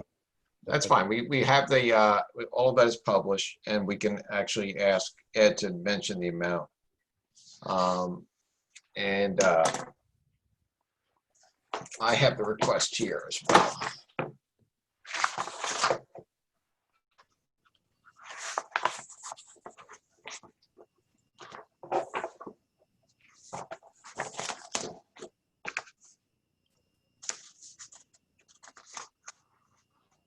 The amount of the request is $160,000, correct? Okay. All right. Good. Thank you. And Ed, we'll turn it over to you. All right, great. Thank you very much again. Thank you, Karis, for helping. Thank you for the introduction. So again, we're talking about the DeFazio Field running track.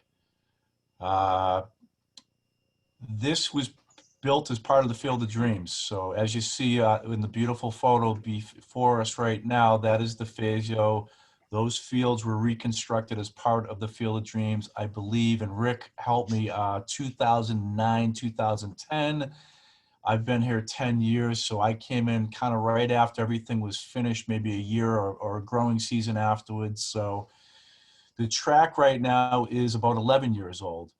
And the useful life of a Bijan 2000, I forget the name of this type of track, but the useful life of this track is about 25 years, 20 to 25 years. Halfway through the useful life, the recommendation from Cape and Island Tennis, the construction firm that built this track, is that it needs a resurfacing. And that resurfacing halfway through its life, again, we're hitting the halfway point on a 25-year useful life of this track, so we're hitting right on time. So the process is halfway through its useful life, they come in and they basically clean the track and they spray multiple coats of rubber or epoxidized rubber, and they basically re-prime the whole track. Then they'll restripe it and repaint all the lines and all the markings out there. Similar to what we do with the asphalt roadways. Again, the more use it gets, the more it delaminates. As you'll see in, I think, the next slide, it's starting to show that on some of the starting block areas. Maybe the next slide. I don't know if I took one right on it, but thank you, Karis. I think I got a little bit ahead of myself. And I might not have done a close-up, but if you certainly visit the DeFazio track, you'll see the signs of wear and tear right now. So what did I do? Again, tracks are kind of new to me. I've never managed tracks, so I brought in the experts from Cape and Island, and we had a visit from their head. He gave us a report with recommendations. Essentially what he said is the track looks fine. It looks good. It's in great shape. There is some delamination from where the chop blocks go and where some of the runners start. There are some signs of dragging of equipment. We try our best to communicate to groups not to do that, but it does happen. And the lines and the striping are all looking good. So the track's in good shape. However, if we continue to use it the way we are, and we're probably using it more than ever, much like the community farm this year during COVID, people are out there all the time getting their passive recreation. If we continue to use it at this pace, it will fail. And if it fails, then we're into rebuilding, reconstruction, as opposed to a resurfacing. So we got the report from Cape and Island, and hence the reason why we're here today before CPC to look to move forward with construction request. Again, the $160,000 would be to write a specification, put out to bid this resurfacing, and try to get that accomplished hopefully next year at this time. We wouldn't be able to do that work in the spring because that's track and field time. In the summertime, our Needham Track Club program is pretty aggressive, has some big numbers, and it makes sense that we could lean into the fall, do this early September, have it done, and bring it back online and have everything cured in time. And really, that's the project, a little bit more of the process. It's a 3-week process at the worst. Again, worst case scenario, they're talking about 15 days, weather depending, 10 days, best case scenario. Again, they come and clean the surface, clean all the pores, pressure wash everything, have it cleaned. They protect any infrastructure. When I say that, the fencing, anything around the field that could get sprayed or covered, everything will be protected. And then they'll spray multiple coats of a combo of a glue and a binder of really microscopic 0.5 millimeter to 1 millimeter rubber. They spray that down in multiple coats, let it cure. And then lastly, they stripe the track, as you can see vaguely on the lines and the numbering and all the things that come with the surfacing at the end. And really, that's my presentation. Again, this is based on a report provided to the town of Needham from Cape and Island. We won't have the luxury of selecting them. We'd have to go out to bid for this amount of money. But there are a few reputable firms in this area that can do this work. There are not many, I won't lie to you. Cape and Island's the kind of king of the program, but Weston Tennis and a couple other firms are doing this in the New England area. Thank you. Do you want to, I can grab that photo of Claxton if you'd like to share that quickly before. Oh yeah, there you go. Thank you. There's a couple photos, but that's, again, my appreciation to CPC for helping fund the cricket field renovation. That came out spectacular. Please drive by, take a look. Yeah, Kara, she meant cricket, right? That wasn't Claxon, that was cricket. That was cricket, yes. That was last year's money. Okay, thank you, Ed. Committee members, you have questions for Mr. Olson? I actually do, and I may have missed this and because of the late hour. This will extend the useful life of the track for how many years approximately? Right, so good question, Peter. Again, this track, if used well and protected, can last 25 years. We're about 11 years in right now, but halfway through its midlife, it needs that, I'm going to use the word seal coating, just like a driveway. You can't just leave it unprotected. If you coat it, you get 12 more years.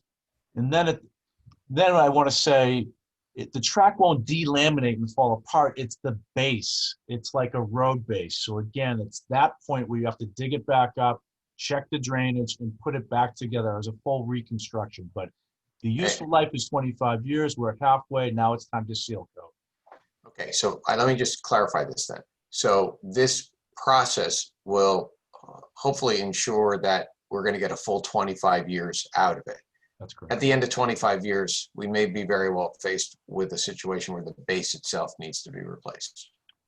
Okay. That's correct. Much like a road base, it heaves, and after a couple decades, there'll be shifting and movement, and there won't be a topical treatment to fix that. It will be renovation at that point. There's only one solution at that point. Okay, I got it. Okay, Ms. Kirk has a question for you. Benny? You were told that it had a 25-year life. Now you're told that it's only 11 and a half years until you have to do some work on it. Was that explained to you at the beginning? It sounds as if there's this added cost that shouldn't have to happen if it has a 25-year life. No, it's kind of like a driveway. It's part of the business. You have to keep the protection alive with the coating, or else it will fail dramatically. So I wasn't here at the beginning. I've only been here 10 years, so the track was here ahead of me. But again, after educating myself on how tracks are built and how they're maintained, this is the process to fully maintain a track. I understand that there's a great deal more use, etc. However, you were told, someone was told, that it had a 25-year life. Now it really has an 11 and a half year life all of a sudden. That is incorrect. Actually, the track in the brochure, it says it has to be seal coated. Again, it has to be surfaced halfway through its life to get to 25 years. So again, that's pretty common for tracks. That's what they do. So would that have been part of the original cost, knowing that you had to do this after a certain amount of years? Why are we all of a sudden being asked for this special extra cost? Ed, do you mind if I answer that one? Sure.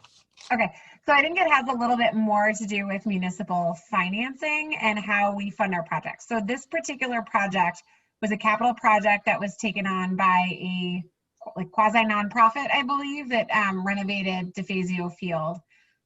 When we as a town, even if we had done the project ourselves, we don't ask for funds for like 15 years out for a renovation or for an amendment.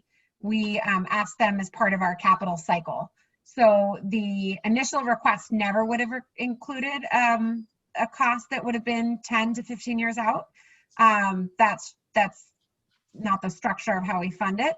And then when we need to do additional repairs or resurfacing to maintain a piece of infrastructure, that becomes a new request. I think an example would be we redo our roads and we resurface our roads. We don't fund the resurfacing of a road when we renovate that road 20 years earlier. We fund the renovation of that road, the resurfacing of that road at 20 years when the road is at the end of its life cycle.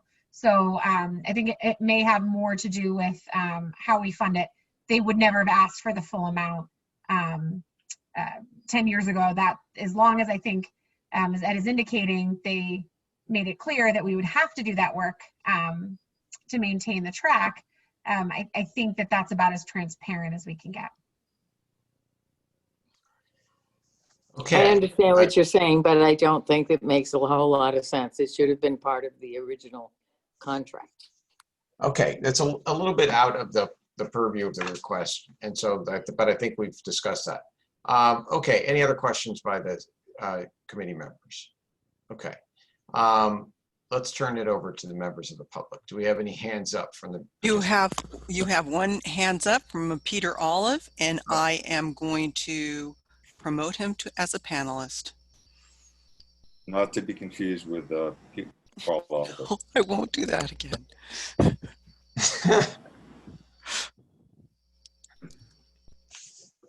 Hello.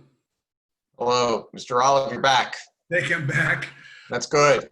Thank you, Ms. Collins. The last time I spoke, and then I was taken off the window here, I got kicked out of the call. And then when I tried to call back in, the Zoom call wouldn't let me come in because I was kicked off the call. And so now I'm calling from my wife's computer. So I don't know, Daphne, if there's a transition technical glitch there, you may want to take a look at that. Because when people get switched off, they can't come back in. So anyway, thank you.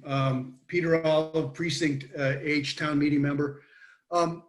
I walk on the field regularly and, excuse me there. I walk on the field regularly and the field's in really great condition. I sent Karis a couple of photographs of the surface itself and the surface it looks very good. So I'm not quite sure. I guess I understand resurfacing it to extend the life.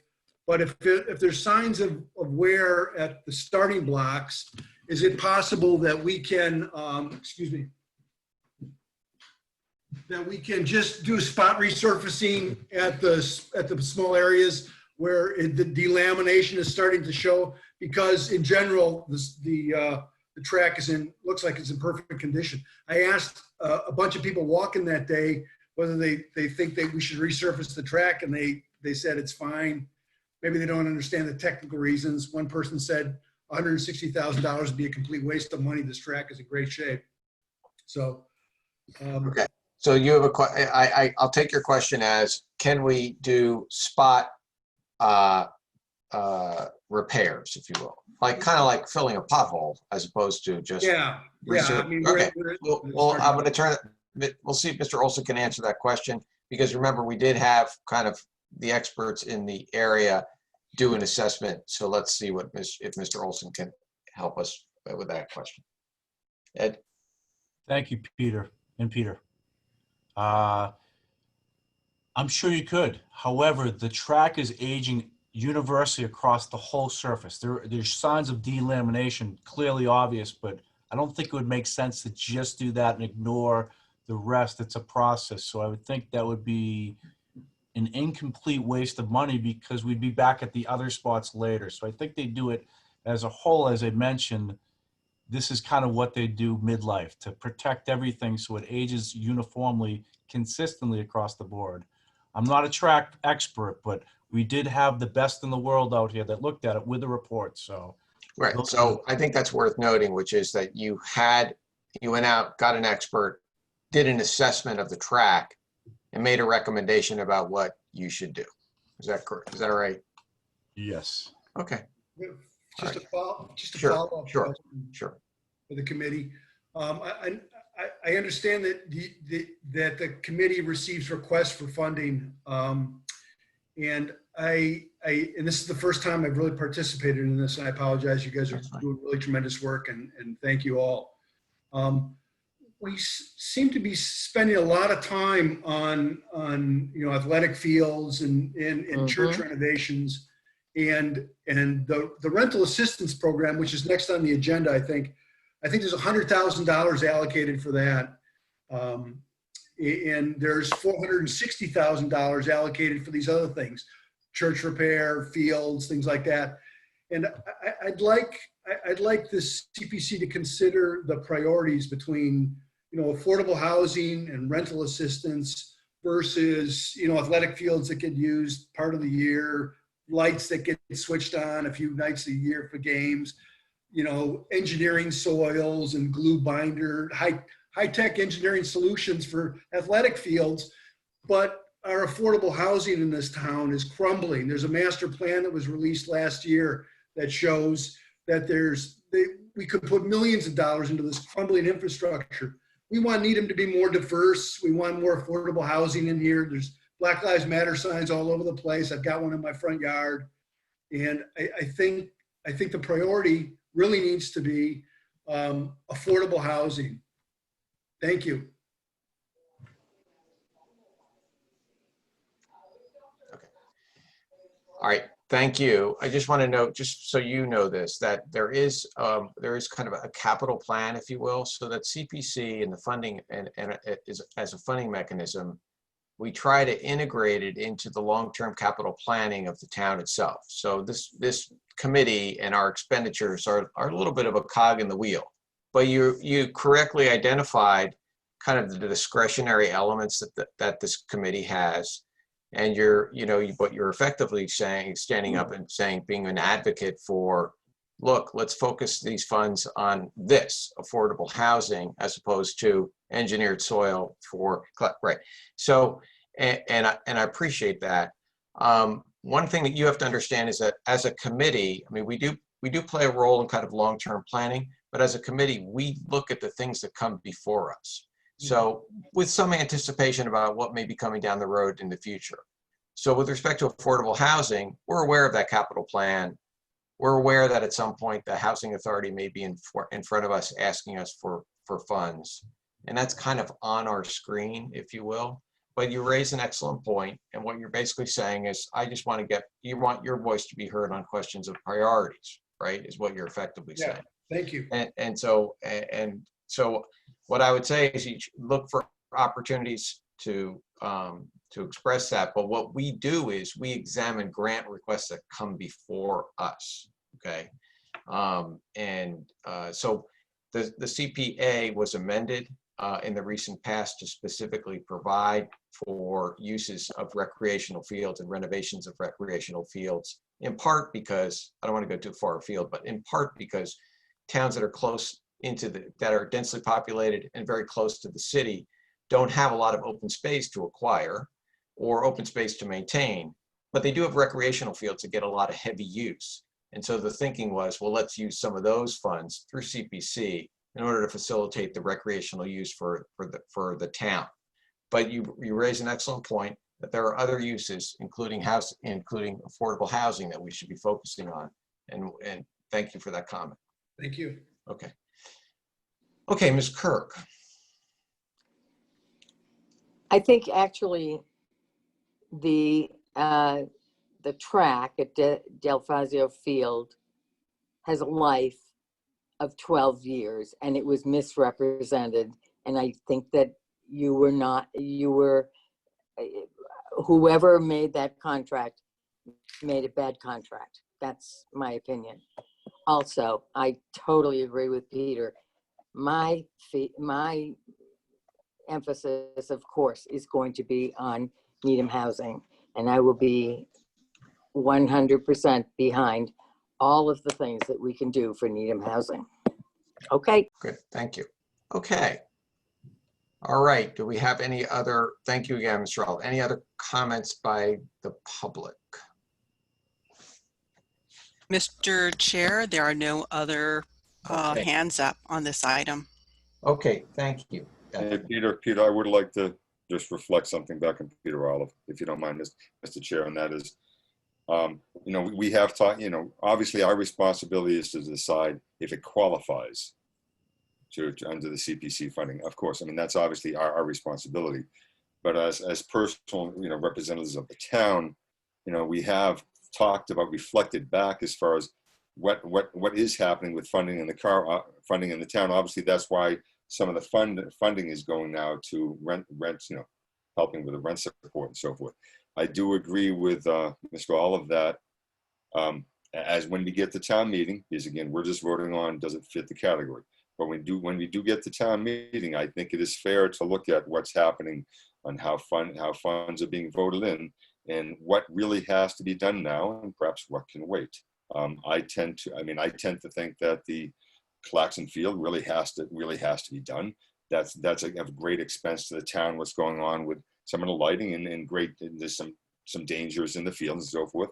As far as the track at DeFazio, I think there's a chance that we can do something different as opposed to spending that type of money now. We could perhaps even wait a year or two, perhaps spend $10,000 on something else. Remembering that these experts that came out to view this, they're also the experts that are going to be bidding on this type of stuff. It doesn't mean they're misrepresenting what they're saying. It does not mean that, but it means they are also it is also their business to bid on this type of stuff. So roofers want to roof, you know, doctors, you know, surgeons want to cut, track specialists want to resurface. Let's just keep that in mind. Okay, we're going to have an opportunity to vote on these proposals, and so we'll go from there. That's okay, but that's for another night. All right, great. Now we're no other comments on project, and so now we're going to move on to the Emergency Rental Assistance Program, and let's see. I'm going to ask Rick Zambone or Laura, one of you two, to introduce the request. Peter, I have it. Okay. Laura and I discussed this earlier.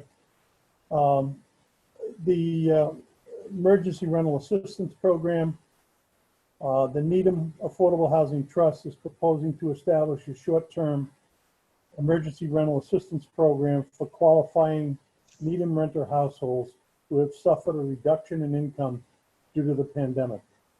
Participation guidelines would restrict eligibility to households with incomes at or below 80% of the area mean income, with a preference given to those at or below 50% of the area median income.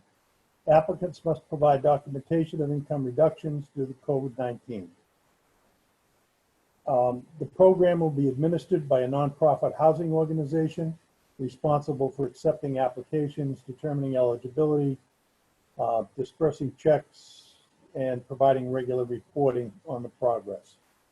With that, I'll introduce Dan Matthews, who's a select board member and also is a member of the Needham Housing Trust, to talk about the project. Dan? Thank you, Rick. And am I able to share at this point? Daphne?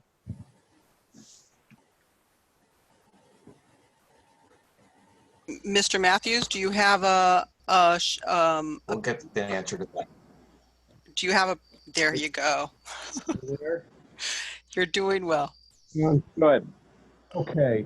This is, Rick's summary is good. I'll try to fill in a few points, then walk quickly through this, hopefully quickly through this PowerPoint, and then try to answer questions.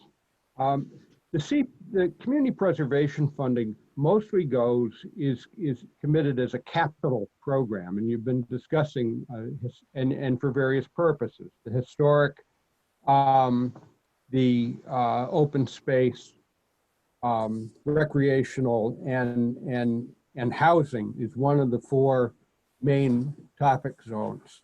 And in fact, we do have, there's a minimum 10% that's in reserve, and you can go over that for housing purposes. But I think from the point of view of the select board, a key target for that is to try to use that, those dollars for, to work on following through on the Housing Authority's capital plan. And although we have some number of millions of dollars in that CPA housing reserve, that the Housing Authority plan is in the tens of millions of dollars of identified needs, including buildings that are 40 to 60 years old and opportunities in some cases to possibly add. So how do you do tens of millions of dollars with millions of dollars?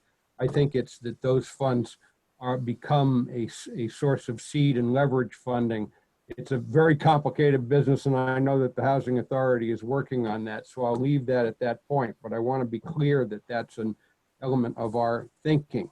But in this case, as we're heading into a lot of the uncertainties around in the COVID environment with the epidemic, the economic damage, people having lost jobs, ending of moratoria, the logjam at the federal level about what I think a lot of people see as essential aid that needs to come out to help society keep running in an ordinary way while we make our way through this.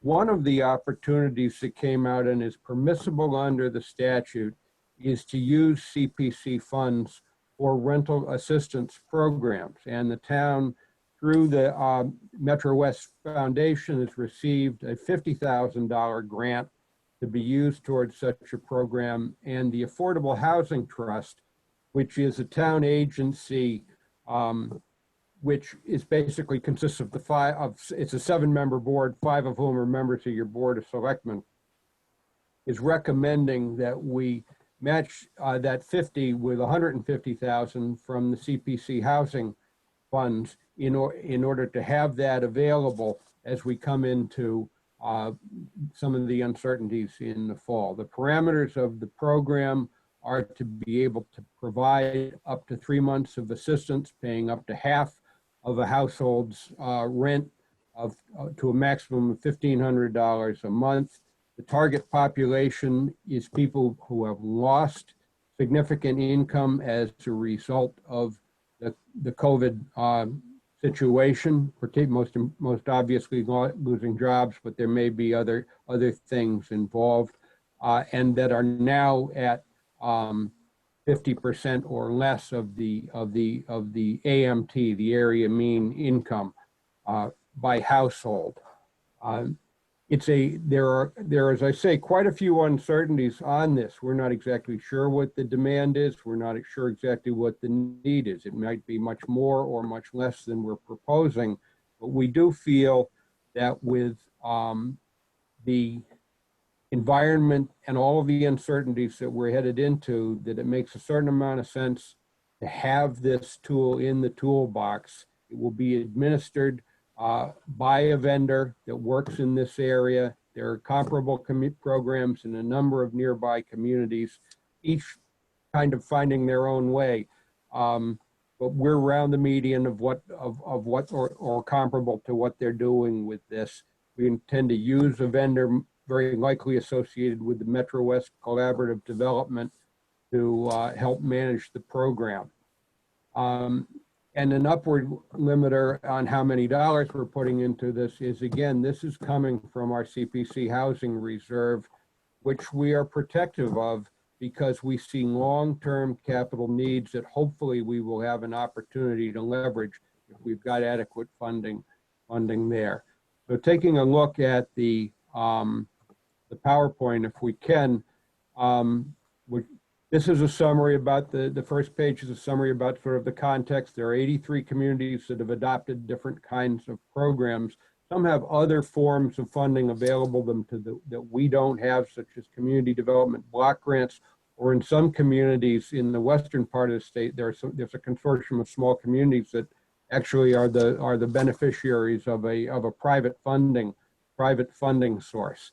There are some numbers here in terms, I believe this information has been distributed to the members of the committee, so I won't read all the way through it, but there are numbers here in terms of talking about the kind of funding that's been used in some other communities. In this case, the applicant here is the Affordable Housing Trust. We won't be administering this directly. This will be done by the town staff, which in turn will be working through the vendor that will manage both the funds from the town, if approved and by you and by town meeting, and the $50,000 supplementary funding. Again, it's not aimed as long-term aid. I don't think we really have the ability to do that, but I do think that there are people that are having either short-term disruptions or longer-term disruptions that they need some time to adjust on, to be able to stay in their apartments for another 3 months while they work through that. Seems to make a lot of sense.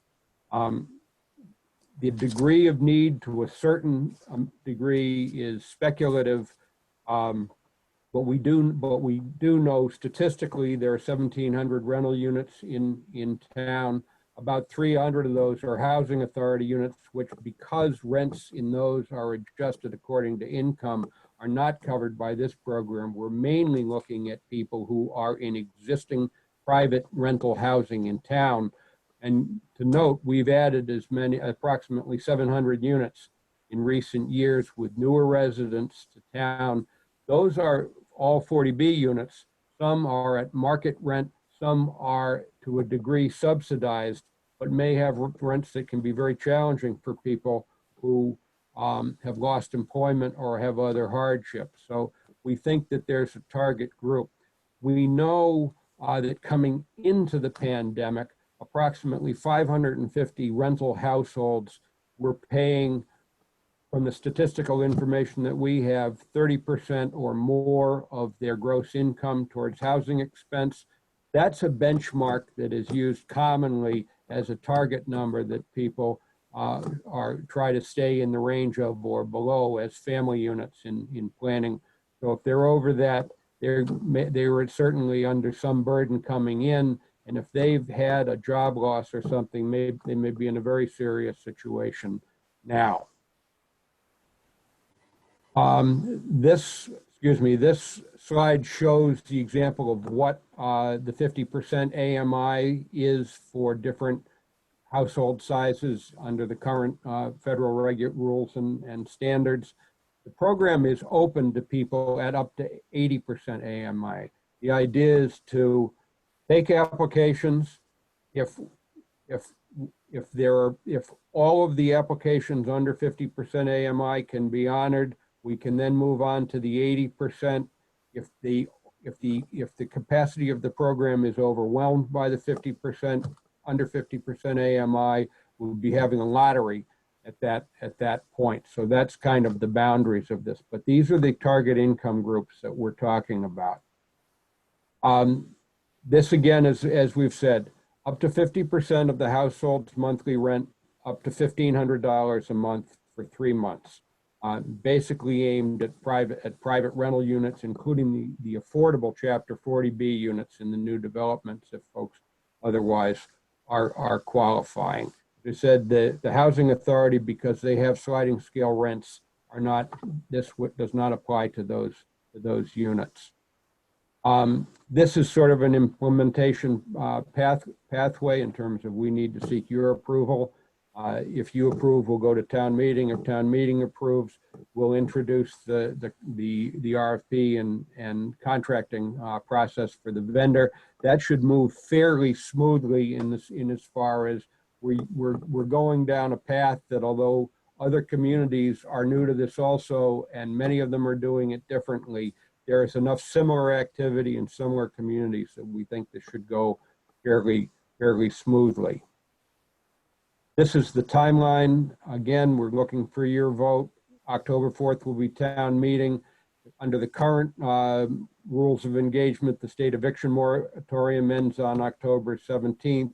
We'll be getting program administrator during October, do program outreach, which will set a deadline for applications and decisions can be made. People say, can you accelerate this timeline? Maybe to a certain extent, but we do believe that the availability of the program will meet a need, and that furthermore, although we, like we say, we don't know exactly what kind of challenges lie ahead in the coming couple of years, but we do expect that there's going to be a lot that they will impact people who are our neighbors, who are renters here in town, and we think this is a good program to put into place to have available, and we ask for your support. And there's quite a bit of, and Rick and members of the committee were very good at kicking the tires on this, and there is quite a bit of supplementary information available about what's happened in other towns and different things that have been tried and different parameters that have been tried in other places, why we selected these, how the detail of the administration of this will work. And Katie King, who's on the town, our assistant town manager, and is on the call in the audience here, is available in the coming days to answer questions that anyone may have. Thank you. Okay, thank you, Dan. Thanks, Dan. Okay, so can we go back to full screen? Yeah. Thank you. So this is our, procedurally, this came up in this odd way because it's an emergency. This is the first time the committee as a whole has heard a presentation from the requesting agency. I know that the committee has discussed it in anticipation of a proposal, and I know that we've had an opportunity to review all the materials, and they've been extensive and detailed and really helpful. All that being said, first I want to open up to the committee. Did the committee have questions for the proponent? Okay, hand up, Laura Dorfman. You have to unmute. Unmute. Thank you, Mr. Chair. Mr. Matthews, was the amount on the PowerPoint slide $100,000 or was it $150,000? We're asking for CPC funding of $100,000, which will be paired with the $50,000 grant money that's coming to the town for this program through the Foundation for Metro West. In turn, as we understand it, got that from the federal relief package. Okay, so one thing that I didn't see in the PowerPoint, and I know we've talked about it, and I apologize if I don't remember the details, but there's administrative fees involved with this for the third party. Yes. And my understanding is that those fees would be covered by CPA funds. We expect. And so, I'm sorry? Yes, we expect to pay the administrator. You do need a professional administrator for this. The going rate, as we understand it, is about $450 a client. We'd like to beat that if we can, but we're using that as our working estimate. And yes, we expect to pay from within the program funding. Okay, so out of the 100 or the 50, those administrative fees would be paid. Yeah.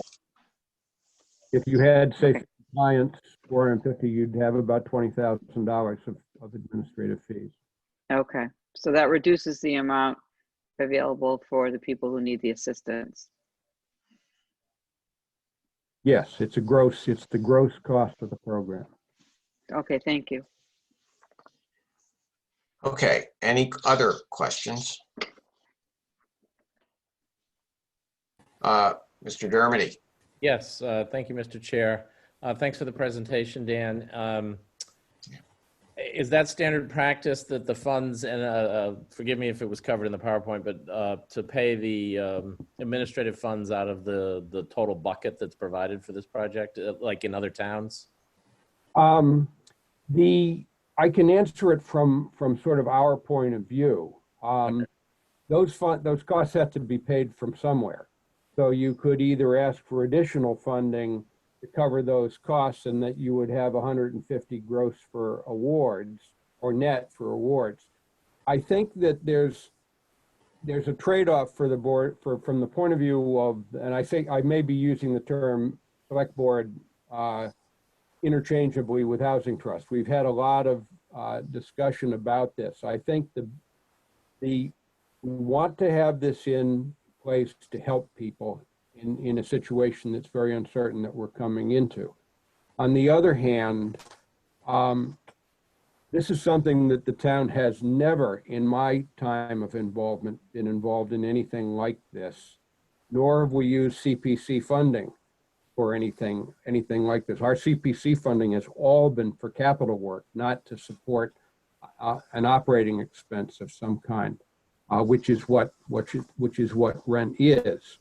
On the other hand, we see a perceived need, and we're also very leery of drawing down from this fund, from our housing reserve, which we see as really being guarded to be used for long-term capital at the housing authority.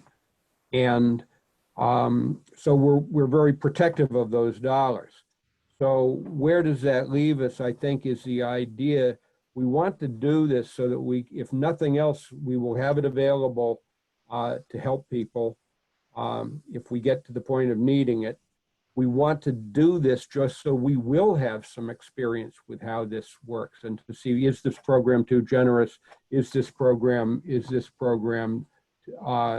fewer dollars than we should look to commit? So there are a lot of unanswered questions. We think this is really we think that we're in the right place of saying at less than 100, at less than this level of funding, we want to have this level of funding because we think it's a good baseline to start with. We'll learn from this experience and be able to report. If someone were to say, well, if you're going to have $20,000 extra expenses, why don't we add 20,000 to the appropriation? You wouldn't get an argument from me, but you're now involved in all the trade-offs we talk about, which is particularly these dollars are drawn for a capital return from a capital reserve to go into a line of work in which the town has very limited experience. Okay, thank you. All right, Rick. Sorry. Mr. Chair, thank you. One of the items as the liaisons we're responsible for, as the committee knows, is to do due diligence on the project. The concept of where the funding for this will come from is going to be part of our due diligence analysis. We need to take a look at the financial buckets and how much is available for affordable housing funding going forward. We estimated, just in some of the preliminary numbers, a value slightly less than Dan's 20,000, more like 15. But, you know, as Dan indicated, you could take the 15,000 off of the money that's being earmarked for assistance, or you could add an additional 15,000 onto the requested for funds and use that to pay for the administrative costs. Before we make any recommendation or any analysis, we need to take a look at what's in the housing bucket, what looks like the methodology or the plans from the housing authority for future expenditures. We have as the committee is aware, we have a fund that for a consultant that went to the housing authority, I think it was last year, looking for a report from them as to how they plan on spending the money and what are the sources of federal and state funds are available. we haven't received that report yet from the Housing Authority. And I think that's critical as we take a look at the long-term plans for housing, be it replacement or upgrades or just plain rehabilitation of the existing units. So I think all of that has to be tried. We're going to try and pull that all together between now and the 16th. And I'm sure we're going to have questions from the Finance Committee on this when we go before them next week. Well, I do want to point out that what we have from the Housing Authority is their capital plan, the long-term capital planning, and that's probably all we're going to have between now and the 16th. But it does provide to us a view of what the total cost, what costs are associated with doing any kind of rehabilitation, maintenance, or rebuilding, or adding to. So it gives us some sense of that. I don't know that we're going to have any real information about what ultimately the Housing Authority is going to ask from this committee in terms of executing on one or any part of that plan between now and the 16th. So but what I would say is, you know, I've read the plan. There's an executive summary of the plan, which is very good, and it gives you some sense about what the long-term plans are for the Housing Authority and what they want to do with their in terms of capital planning. But you get a sense that that there's a lot of money involved, and the approximately $3 million that's in the reserve account now for community housing, it really is going to be seed money. Because it's a tens of millions of dollars project. But we can discuss that. But what I would encourage you to do is to take a look. It's available on the website. Is to take a look at the capital plan for the Housing Authority, and it gives you some sense of what the costs are involved.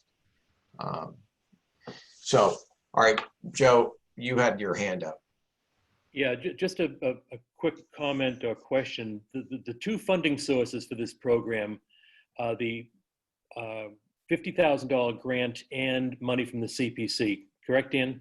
Yes. So there's going to be no impact at all on the operating budget of the town. There's no money coming out of town funds. Is that correct? That's correct. Okay. There was some concern raised by some people that we were helping some at the detriment of the others, and that would not be the case. We're not going to be raising taxes. We're not going to be doing anything that will impact everyday citizens of the town, correct? I'll try to give you the complete, I should just say correct and shut up, but the people can always say, well, this program is too generous. There may be abuse or whatever. Right. And it is all taxpayer dollars ultimately, but we really constructed this to be very careful. It is limited to the two sources of funding, the grant money and the money that we're asking you from the CPC Housing Reserve. And we've modeled this program using safeguards that we think will target the assistance to people who are qualified and can benefit from it. Great, thank you. Okay, Paul, and then Artie. Thank you. You know, I've been in favor of this from the beginning, but the problem is that the devil is in the details, and we didn't have the details, and I'm seeing the PowerPoint, and it's kind of going fast, but I think I'm starting to see the details, and I'm beginning to wonder whether this is really going to accomplish the intended purpose, which is to keep people in their homes.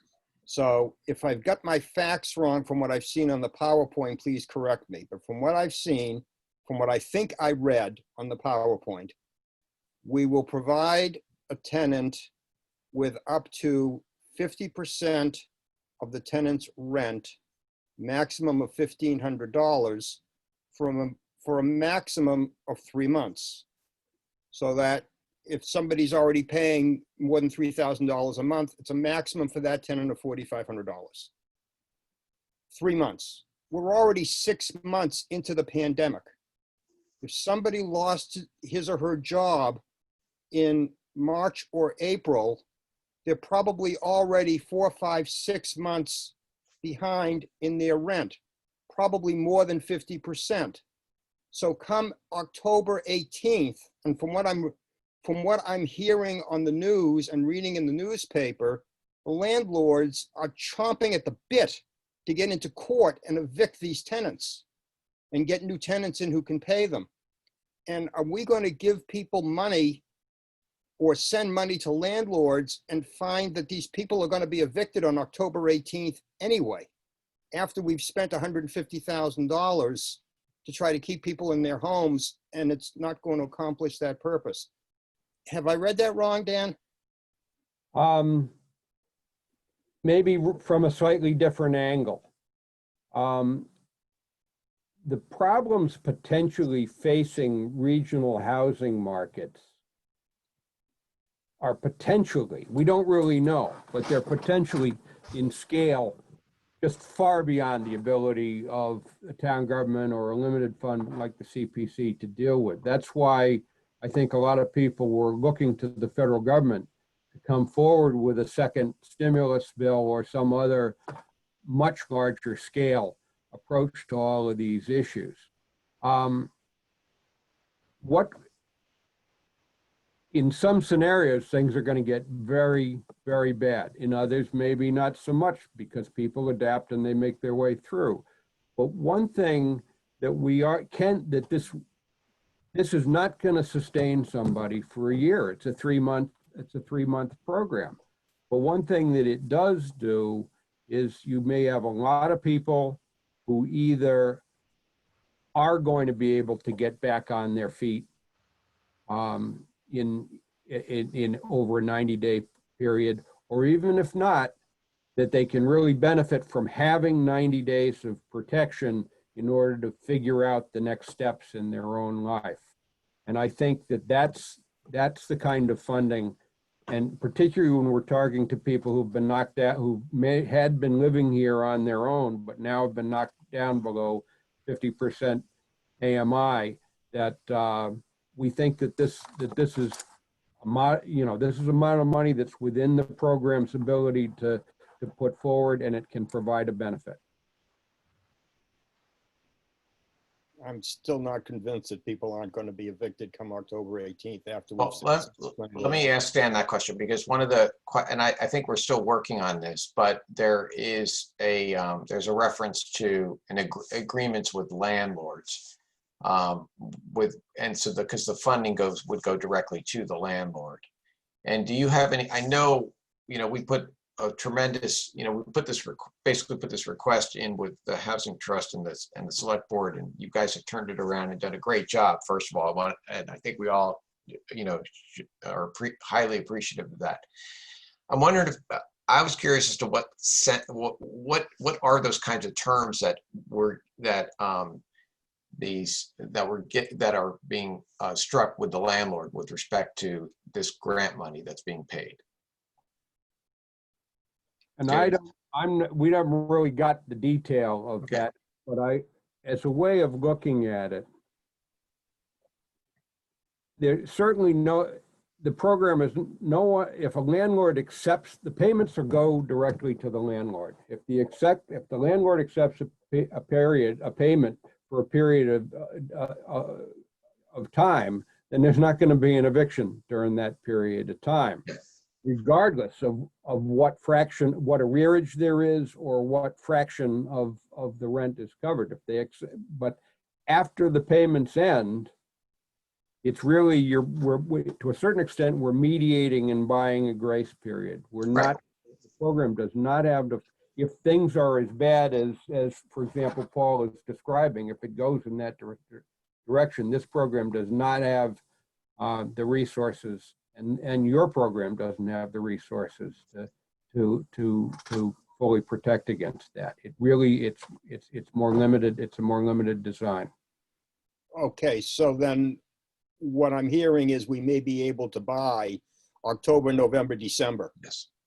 For these tenants. Or looking at the timeline more like November, December, January. Yeah. But at least, gives them some time where they can stay in their homes, because the landlords will say, okay, I'll take that money. I won't start eviction proceedings until the 3 months are up. So we're looking at January, February, and then hopefully by that time, people might be able to start to get back on their feet and go to their landlords and say, you know, yeah, if you give me, you know, I can start paying you some of the arrearages, and so we can buy some time for them that. But at a minimum, though, it provides for 3 months of housing. I mean, this is really, it really is a situation where it's a stopgap measure that's going to provide people for with hopefully 3 months of housing, to give them an opportunity to figure out what their next step is going to be.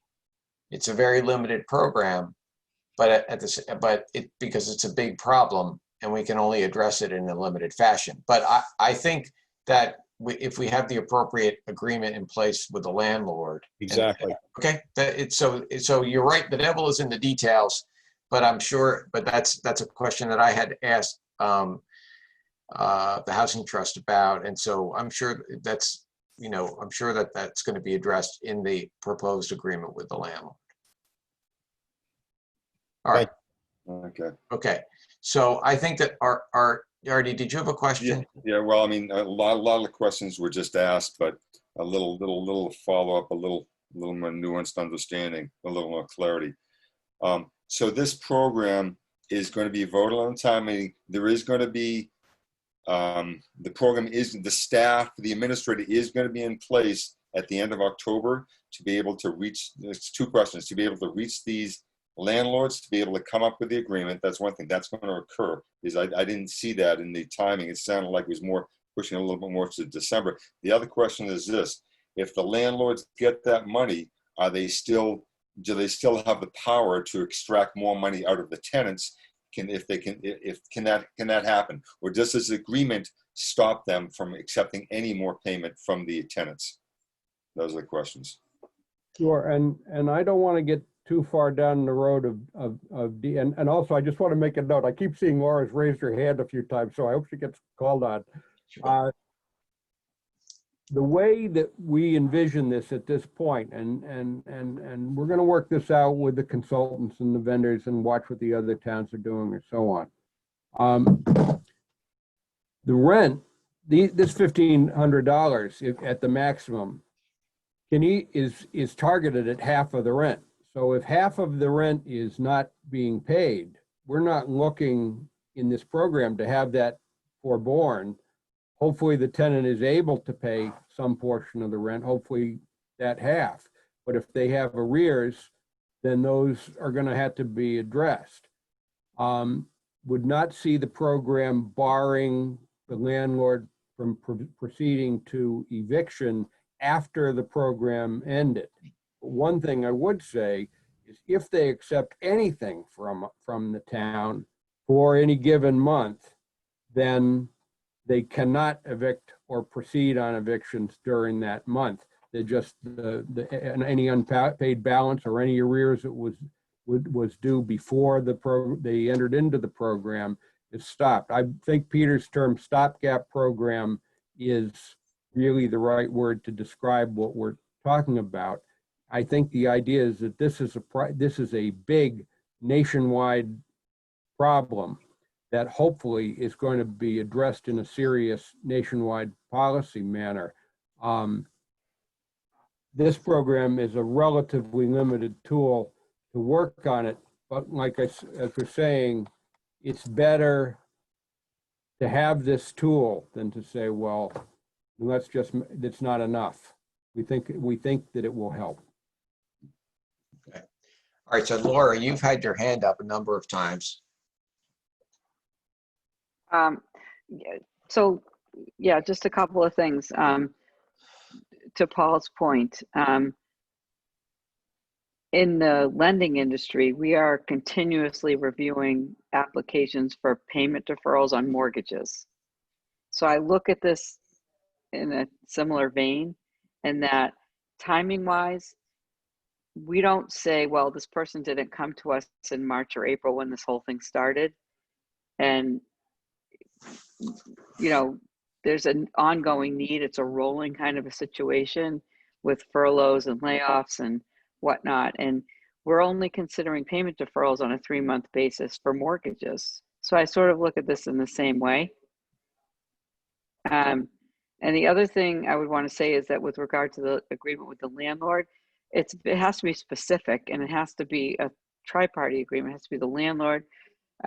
I'm sorry, not a tri-party agreement, but it has to be an agreement between the landlord and the renter, and it has to specify how long it's for and what it's for and what it covers. Sure. So I don't think we have to be concerned with back rent or, you know, we can be specific with what we want these funds to be applied towards, and that's part of the anti-aid amendment, which is clear in that there's a whole bunch of PDFs from the Mass Housing Partnership on this, which we can get to, but I feel like it can be very specified for what the purpose is.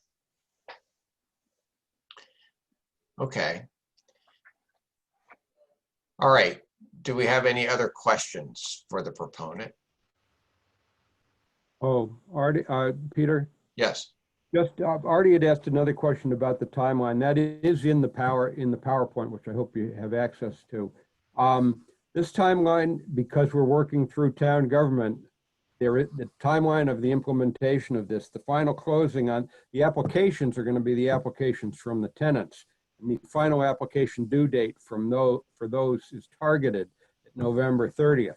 There's going to be a little delay of getting this in and running, or it takes time to do that.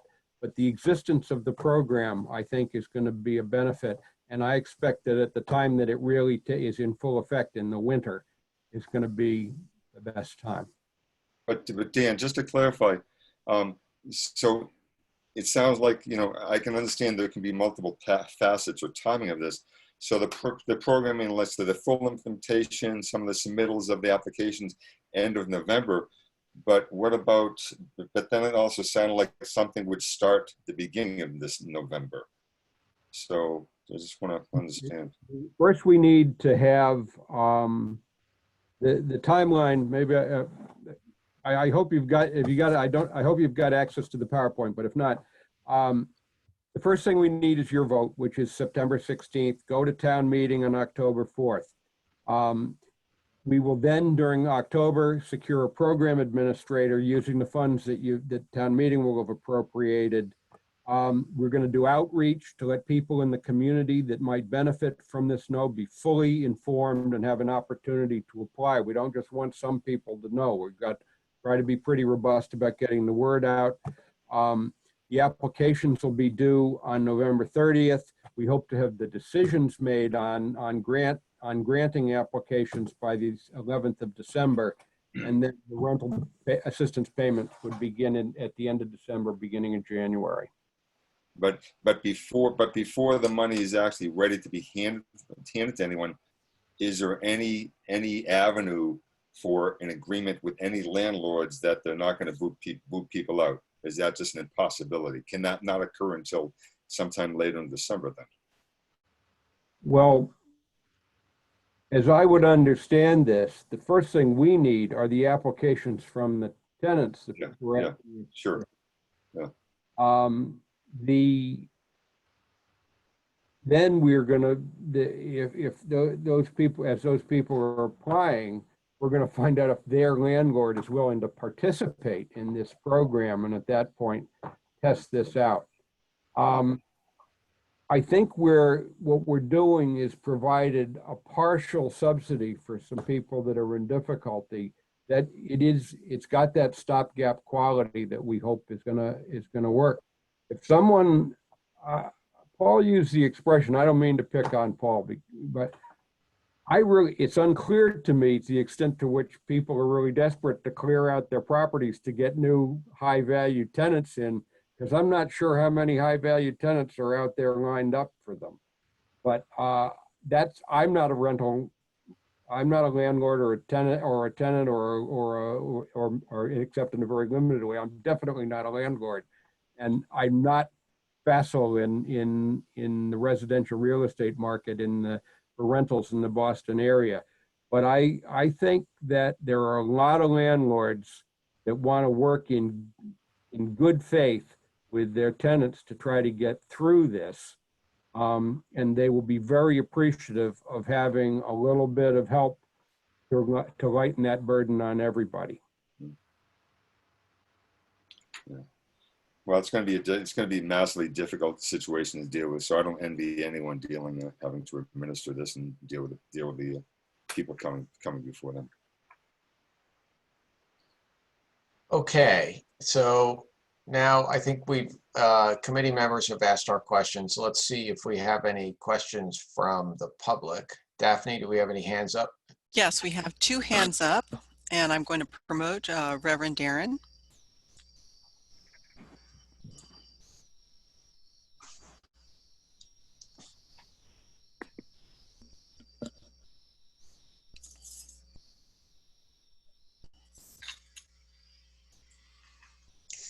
Unmute. You have to unmute. Unmute. Sorry. I don't live in Needham, so if that's a problem, let me know. But I do just want to speak to the short-term assistance thing, and particularly as it pertains to the winter months when many emergency shelters and housing opportunities are overwhelmed and overloaded.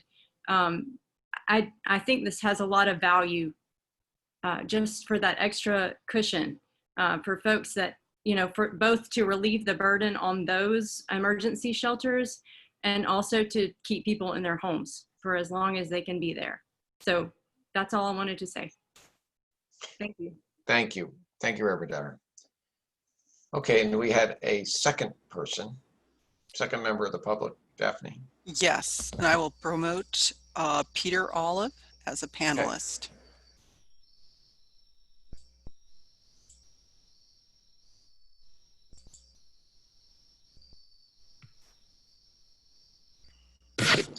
Hi again. Mr. Olive, welcome. Thank you, Mr. Bigatone. Okay, so first I want to make sure, did you stick around after you spoke a little bit and we talked a little bit about priorities. I don't know if you caught all of Mr. Matthews' presentation. I did. Okay, good. Because one thing that I wanted to clarify and for you to understand is that there are what we call reserve buckets for certain activities, and one of them is affordable housing. And there is a significant amount of money in that reserve bucket that we're holding on to and guarding in anticipation of a request by the Housing Authority in the near future. So I just want you to know that. That's the long-term plan, right? It's a long-term plan. Okay, so let's go back now to the Emergency Rental Assistance Program and your question. So, first of all, Mr. Matthews, phenomenal job. Really, the emergency assistance, really, I think you're doing an excellent job. Really, really impressive. Thank you so much for doing all this hard work. Really appreciate it. I think it's very, very important. And to share Paul's concern, I think it might be too little. On the CPC website, there's a description of the articles for tonight's meeting, and it says the maximum is $2,000 a month. Okay, so there's a discrepancy there. Okay, so let me just jump in because that may have been from the original grant request. This was, you may understand that this was done in a really fast pace. Yeah. So that grant request was done after a very, we're moving quickly. So that number may have changed a little bit, but I'll let Mr. Matthews address that, okay? There are a lot of, as we said, we looked at some of what comparable communities were doing, and a lot of this has kind of come up on the fly. I think it was only about 3 weeks ago that Peter reported to us that this was an option that we hadn't looked at under the statute before, that there was a lot of interest on the committee. So in one of the early drafts, the maximum was $2,000 a month. The Affordable Housing Trust reduced that to $1,500 as the maximum monthly contribution, and on a rough benchmark, which is that if you look at the new 40Bs that we have, the Kendrick, the Modera, by and large, a 2-bedroom apartment in one of those, the full market rent is about $3,500, and older rental housing in town is less to one degree or another. So it seemed that if we were able, if someone in that kind of type of housing, which is kind of a typical unit for our target population, we think, $1,500 would be a significant monthly help to them towards contributing to a rent that's at that level. And by reducing the maximum from 2,000 to 1,500, it means that we can have more clients. That's basically the math. Thank you. Thank you. So I'd like to propose that we put off the track resurfacing for a year and put that $160,000 into this rental assistance program, bringing the total pot from $150,000 to $310,000. Thank you, Penny. And then perhaps we can, instead of a 3-month maximum limit, maybe we make it 4 months or 5 months or 6 months. And that'll also reduce the percent fee that we have to pay. If they're going to charge us $450 per person, well, if we're paying out $2,000 versus $8,000, it's a much smaller percentage fee. You know, much more of the money goes to the program participants that way, if that makes any sense. Okay, so, well, 2 things. First of all, the committee does vote, and the committee can adjust numbers up or down when we do vote. And so that's one point. And we will be having a vote, I think, on the 17th.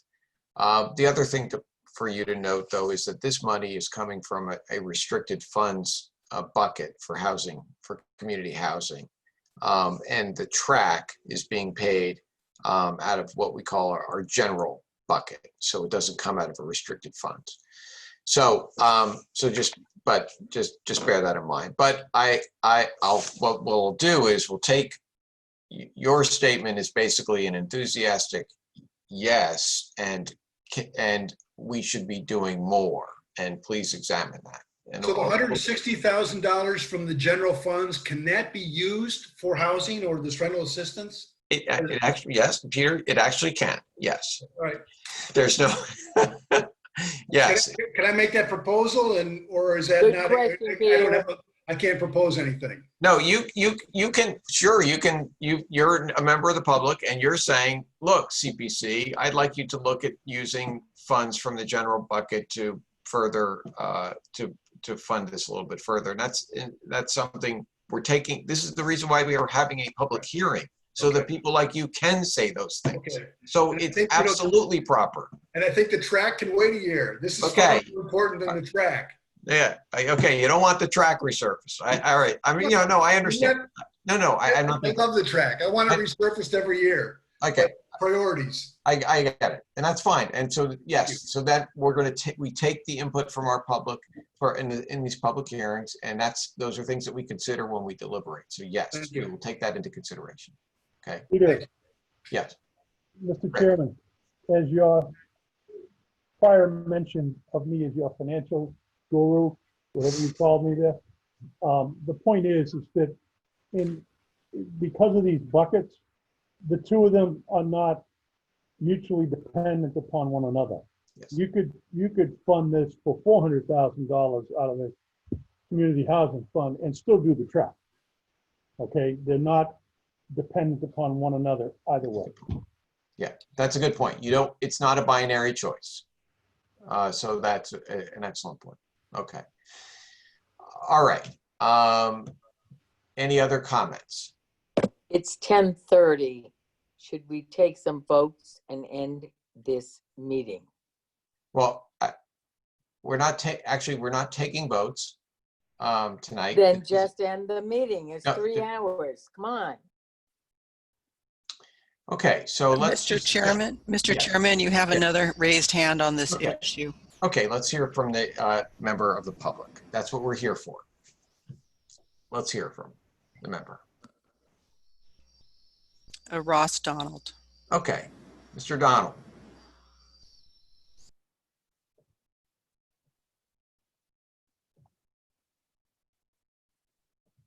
You have to unmute yourself.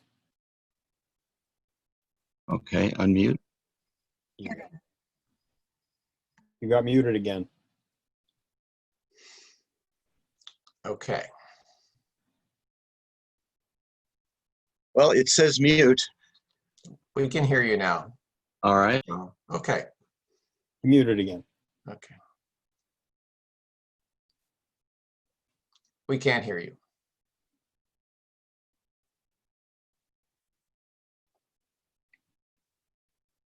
We can't hear you. I don't even see Ross now listed up there. Well, I can Okay. see him, but Mute. There you He's go. Nope. no, Nope. he Nope. unmuted. Mr. Donald, please unmute.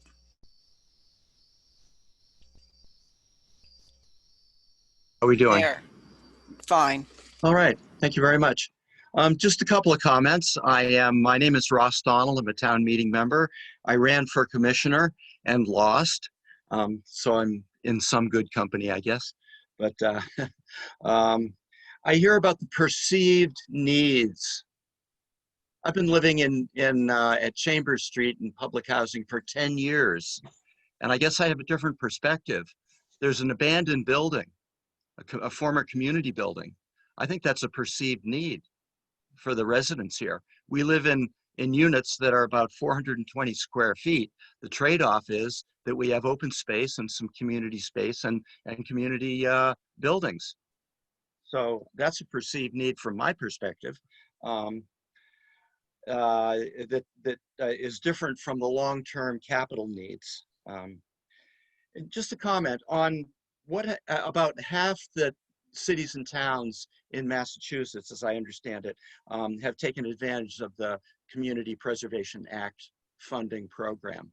What happens to those other towns that don't have this source of funds available?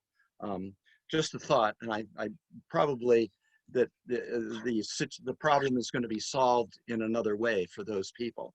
I do have a question about giving money to renters when the money's basically going to landlords. Why don't we make an effort to organize the banks to provide a fund? You know, the banks give a little money for a little program, an art program or something like that. Let's organize the banks. The banks want to help the real estate industry. They're part of it. They should be wanting to help the landlords.